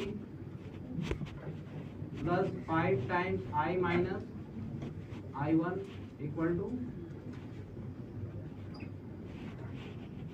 सिंप्लीफाई करेंगे इसको, -10 और इधर -5 है, कितना है? -15, और ये +5, इसको उधर ले जाएंगे तो क्या होगा? -5i + 15i1 = 25। या 5 से डिवाइड कर लें, 3i1 = 5, जैसे हो सके लिख।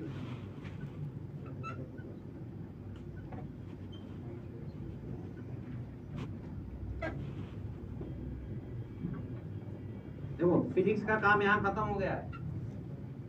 ये एक लाइन लिखे तुम, फिजिक्स का काम खत्म, उसके बाद तुम्हारा पूरा मैथ का काम है।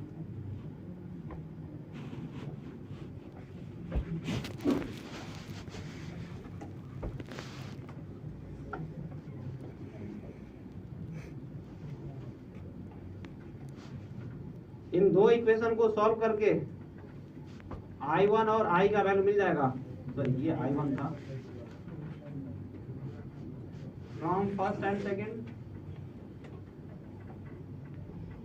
वी गेट, जैसे ये -2i है और इसमें -i है, i1 1 आ रहा है, इसमें -2 से मल्टीप्लाई कर दो, कितना है जी? -2 + 6 + 10 होगा ना जी, और इसमें से इसको सब्ट्रैक्ट कर देते हैं, तो 6 - 1 = 5 और 10 - 2 = i1 का वैल्यू कितना? 8 आया ना जी, i1 का value 8/5 ampere, and capital I is, इसमें पुट कर देते हैं 3 × 8/5 -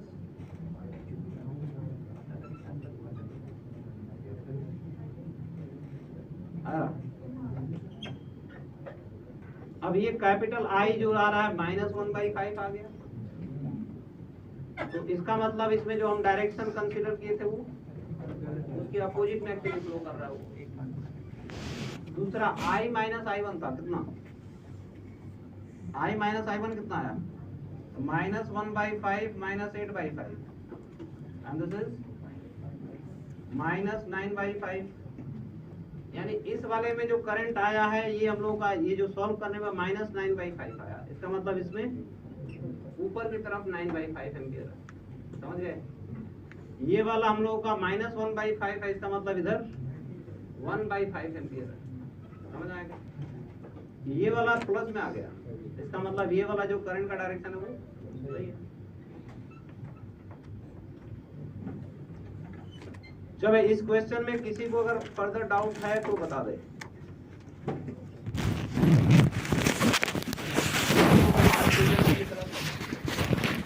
कोई कंफ्यूजन नहीं है तो कोई भी तरह से ग्रुप को दिया जाए 4 5 अगर वेरिएबल के लिए तो 5 इक्वेशन बनेगा, समझा कि नहीं। 5 लूप के लिए इक्वेशन लिखना पड़ेगा। अब 5 वेरिएबल को सॉल्व करने के लिए तुमको मैथ आना चाहिए। अब वो मैथ आता है तो तुम आसानी से सॉल्व कर लोगे, और नहीं आता है तो उसी में घूमते रहोगे। लीनियर इक्वेशन हो गया सब होगा। अगला क्वेश्चन है को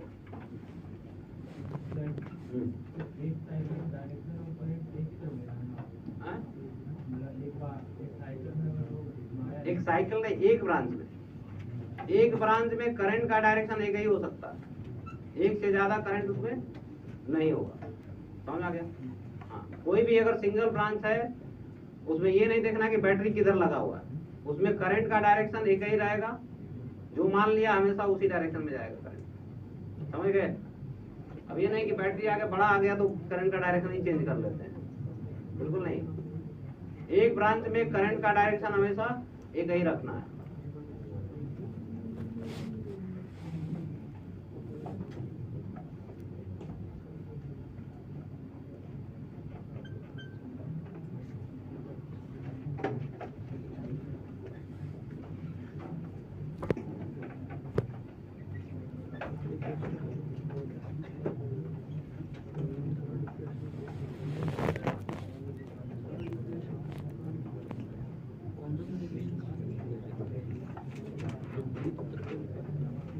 चलो यही थोड़ा सिंपल ही रखते हैं।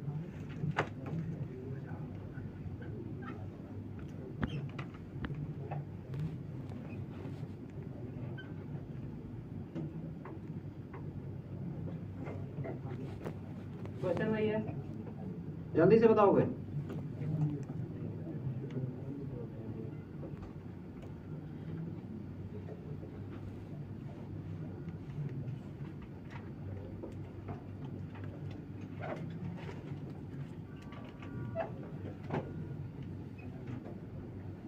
और फिर से हम लोग का ये corners ABCD E and F,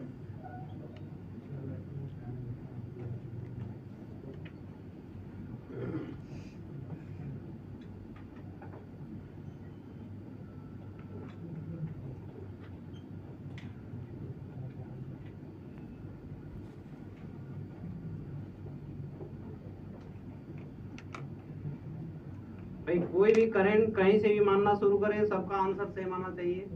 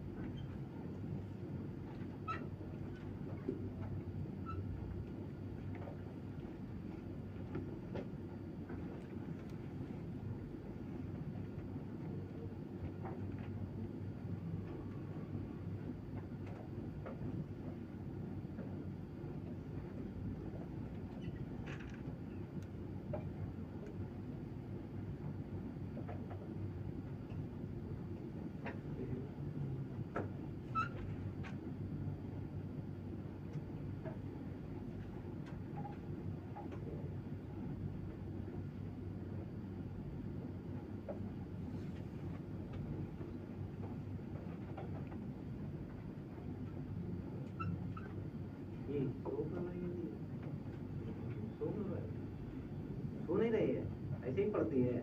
okay comedy की है, कॉमेडी की है। आ गया।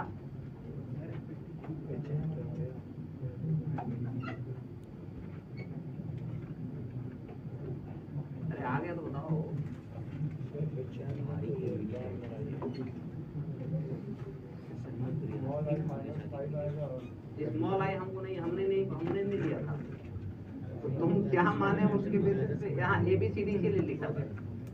AB में करंट बताओ।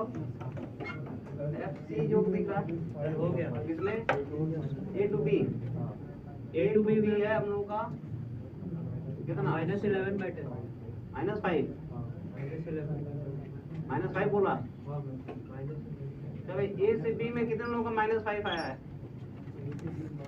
मैं देखता हूँ, ये तो खाली है। देखो या तो किसी का इधर से इधर आया होगा या तो इधर से इधर आया। तो किसी का प्लस आया तो किसी का माइनस आएगा, बस मैग्नीट्यूड दोनों का सेम रहेगा। A से भी -11/10 A से -11/10 -11/5 by 10 by 10। A से B -1 आ -5/4 A से B की तरफ। सब लोगों को अलग ही अलग आ रहा है। A से B 3 आ गया। इसका मतलब सब गलत कर रहा है, कोई एक सही किया है तो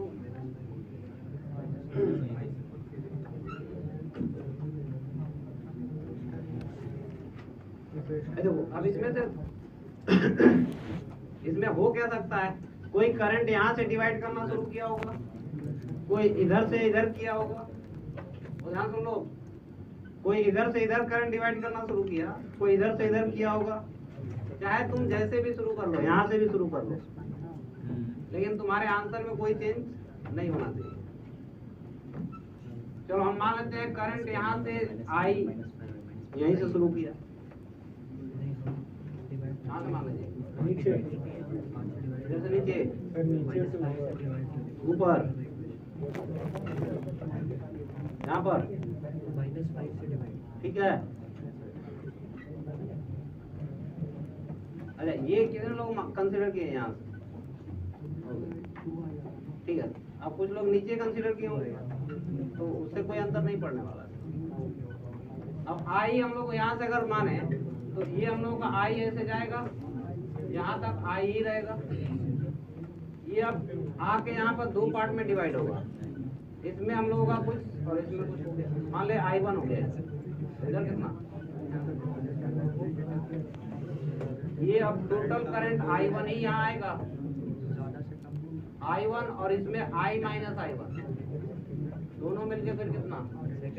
I। अब ये दो अननोन है तो दो लूप, एक ऊपर वाला सीधे सीधे दिख रहा है और एक नीचे वाला दिख रहा है। इन दो लूप के लिए इक्वेशन लिख दो। फॉर लूप 1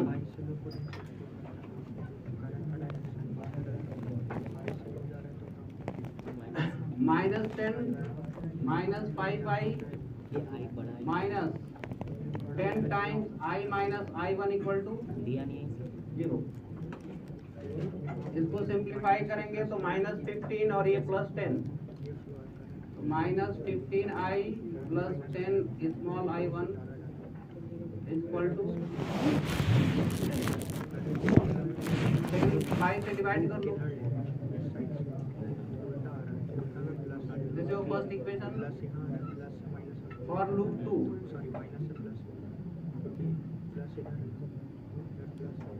चलो F से C की तरफ घूमते हुए जा रहे हैं हम। It is 10 times I minus I1, इधर नीचे आएंगे +5 minus 20 I1 equal to I1।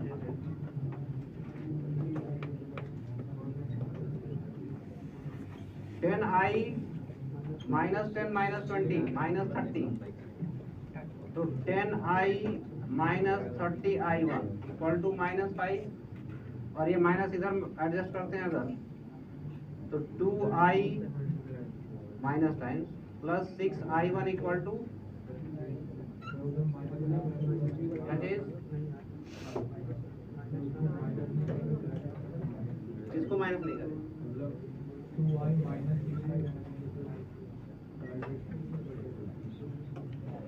Cut.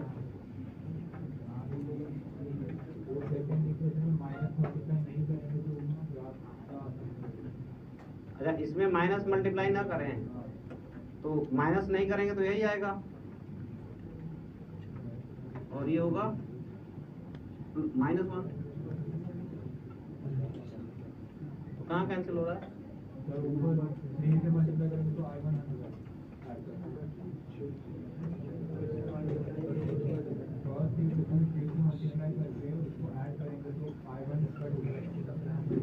अच्छा, ये इसको अच्छा इजी हो, कोई दिक्कत नहीं है, तुम चाहे जैसे लिख लो, यही लिख लो अभी, ठीक है।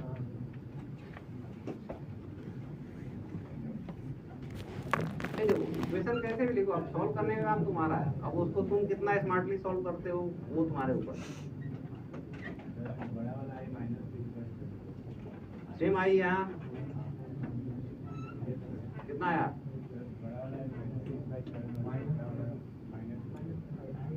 -6/7। चलो भाई देख लो जल्दी से, from first and second we get. तो ये जैसे इसमें अभी 3 से मल्टीप्लाई करने के बाद ऐड करने में कैंसिल हो जाएगा ना, तो ये 3 × 2 = 6, 6 - 1 कितना हुआ? 5, और इधर 9 और ये है +2 तो -7, यानी कि कैपिटल आई का वैल्यू आ गया -5/, ये आ गया, एंड स्मॉल I1 इज, अब इसमें I1 का वैल्यू निकालना है, तो ये हो गया 2 - +3i डिवाइडेड बाई I का वैल्यू यहाँ पुट कर लो 15/7 -1/,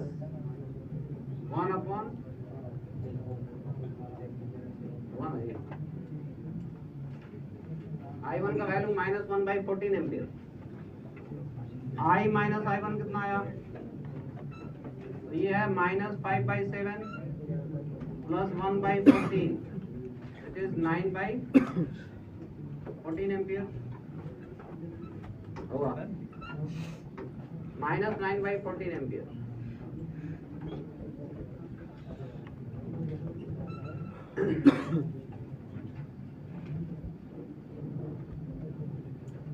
अब इसमें तीनों का वैल्यू माइनस आया, अरे हाँ जी, इस वाले करंट का भी वैल्यू माइनस आया है, इस वाले का भी वैल्यू माइनस आया, और इस वाले का भी वैल्यू माइनस आया। इसका मतलब यहाँ जो डायरेक्शन हमने कंसीडर कर रखा है उसके अपोजिट में ही सारा करंट है। इस डायरेक्शन में हो गया 5/7, इस डायरेक्शन में हो गया 9/14, और इस डायरेक्शन में हो गया 1/14, नीचे, हाँ नीचे 1/14, इसमें इधर हो गया 9/14 और इधर हो गया 5/7, यानी कहेंगे 10/14, 5/7 को 10/14 में बोलते। तो कितने में होगा? ये सही आंसर आएगा, प्रश्नों का सही आएगा।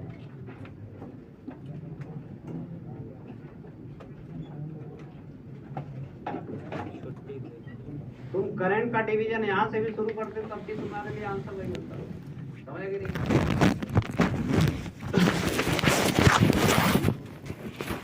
चलो इस पर एक होमवर्क तुम्हारे लिए दे देते हैं।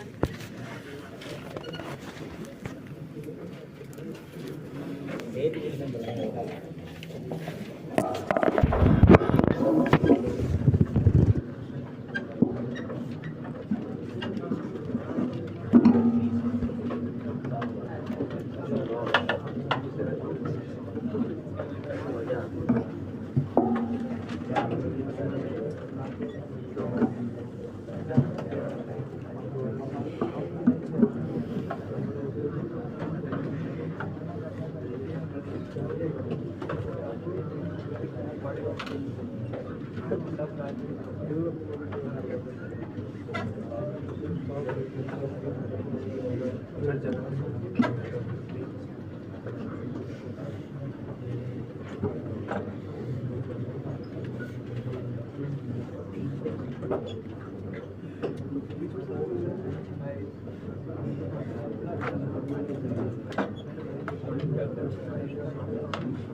हल्ला बंद कर लो, क्वेश्चन बनाओ जल्दी से। होमवर्क है।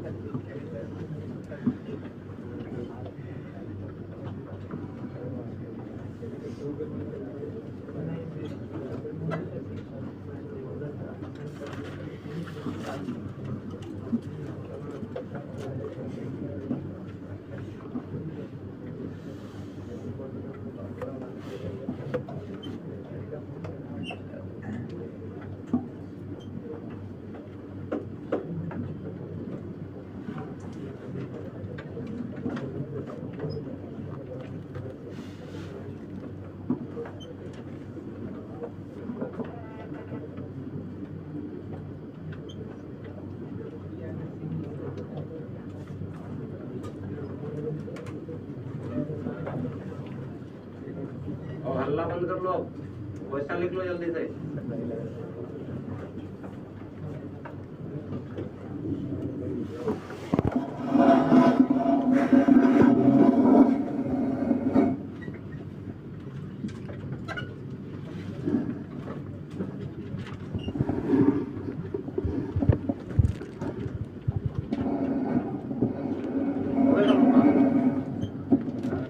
भाई सेल का जो कॉम्बिनेशन है, सीरीज पैरेलल सेल का भी कॉम्बिनेशन होता है।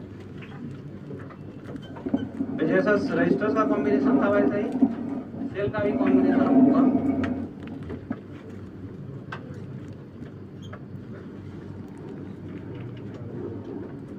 Combination of cells. Next heading लिखोगे, combination of cells. Combination of cells.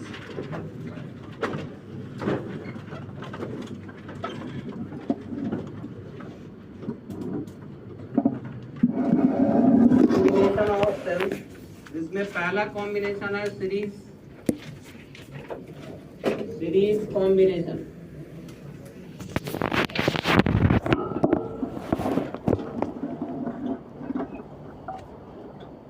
Series combination जैसा रेजिस्टेंस का सीरीज कॉम्बिनेशन था बिल्कुल वही है। इसमें भी हर एक सेल क्या होगा, एक ही ब्रांच में कनेक्ट होगा इन टू इन। मान लेते हैं कि होगा ये कॉम्बिनेशन।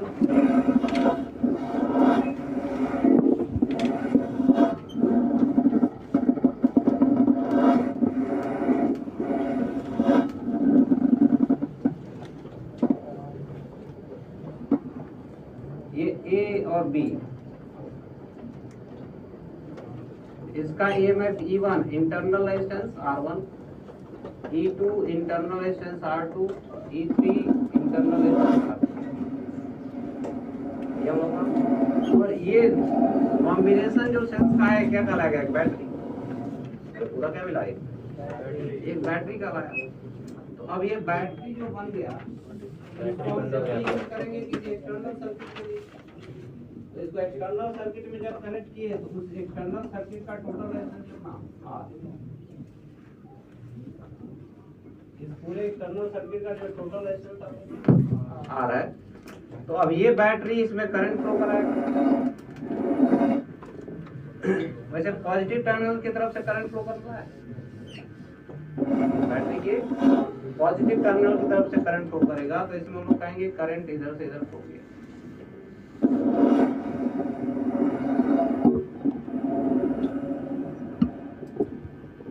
अब इसका इक्विवेलेंट इस बैटरी की जगह पर एक हम सेल यूज करें, उसका इक्विवेलेंट ईएमएफ कितना होना चाहिए और इक्विवेलेंट इंटरनल रेजिस्टेंस कितना होना चाहिए। बी और ये पॉइंट ए, ताकि ये भी उस सर्किट में उतना ही करंट फ्लो कराए, सेम करंट आई।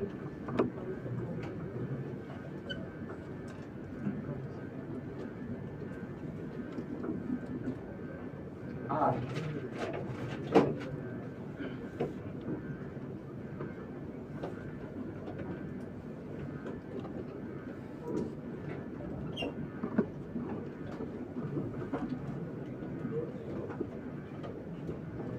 वो इधर केवीएल, दोनों लूप के लिए केवीएल अगर लिखें, इस वाले में अगर केवीएल हम लोग इस सेंस में लिखते हैं, क्या मिलेगा?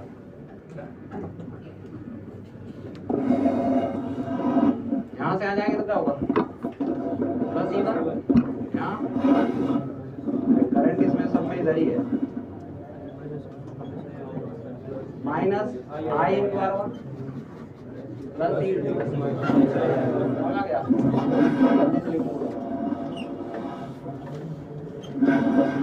E1 minus I R one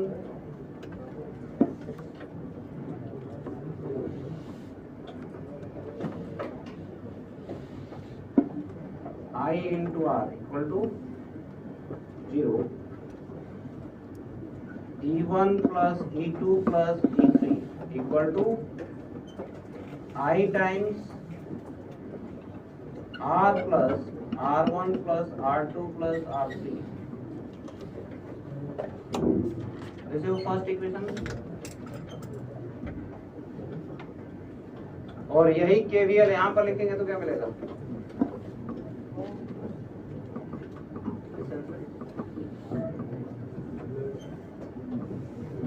Equivalent minus I into R equivalent minus I into R equal to, तो यहाँ से E equivalent का वैल्यू कितना? I times capital R plus R equivalent. This is your second equation.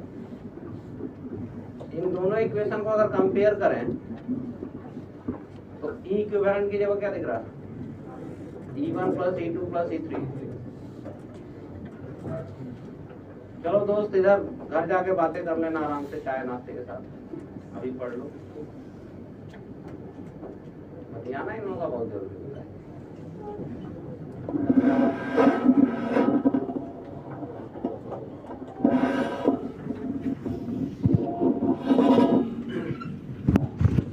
Comparing equation 1 and 2.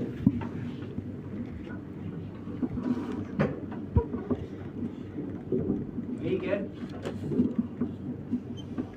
equivalent EMF is E1 plus E2 plus E3 and R equivalent is R1 plus R2 plus,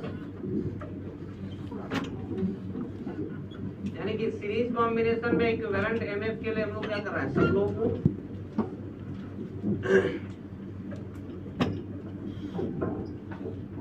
लेकिन अगर मान लेते हैं इसमें किसी एक battery का polar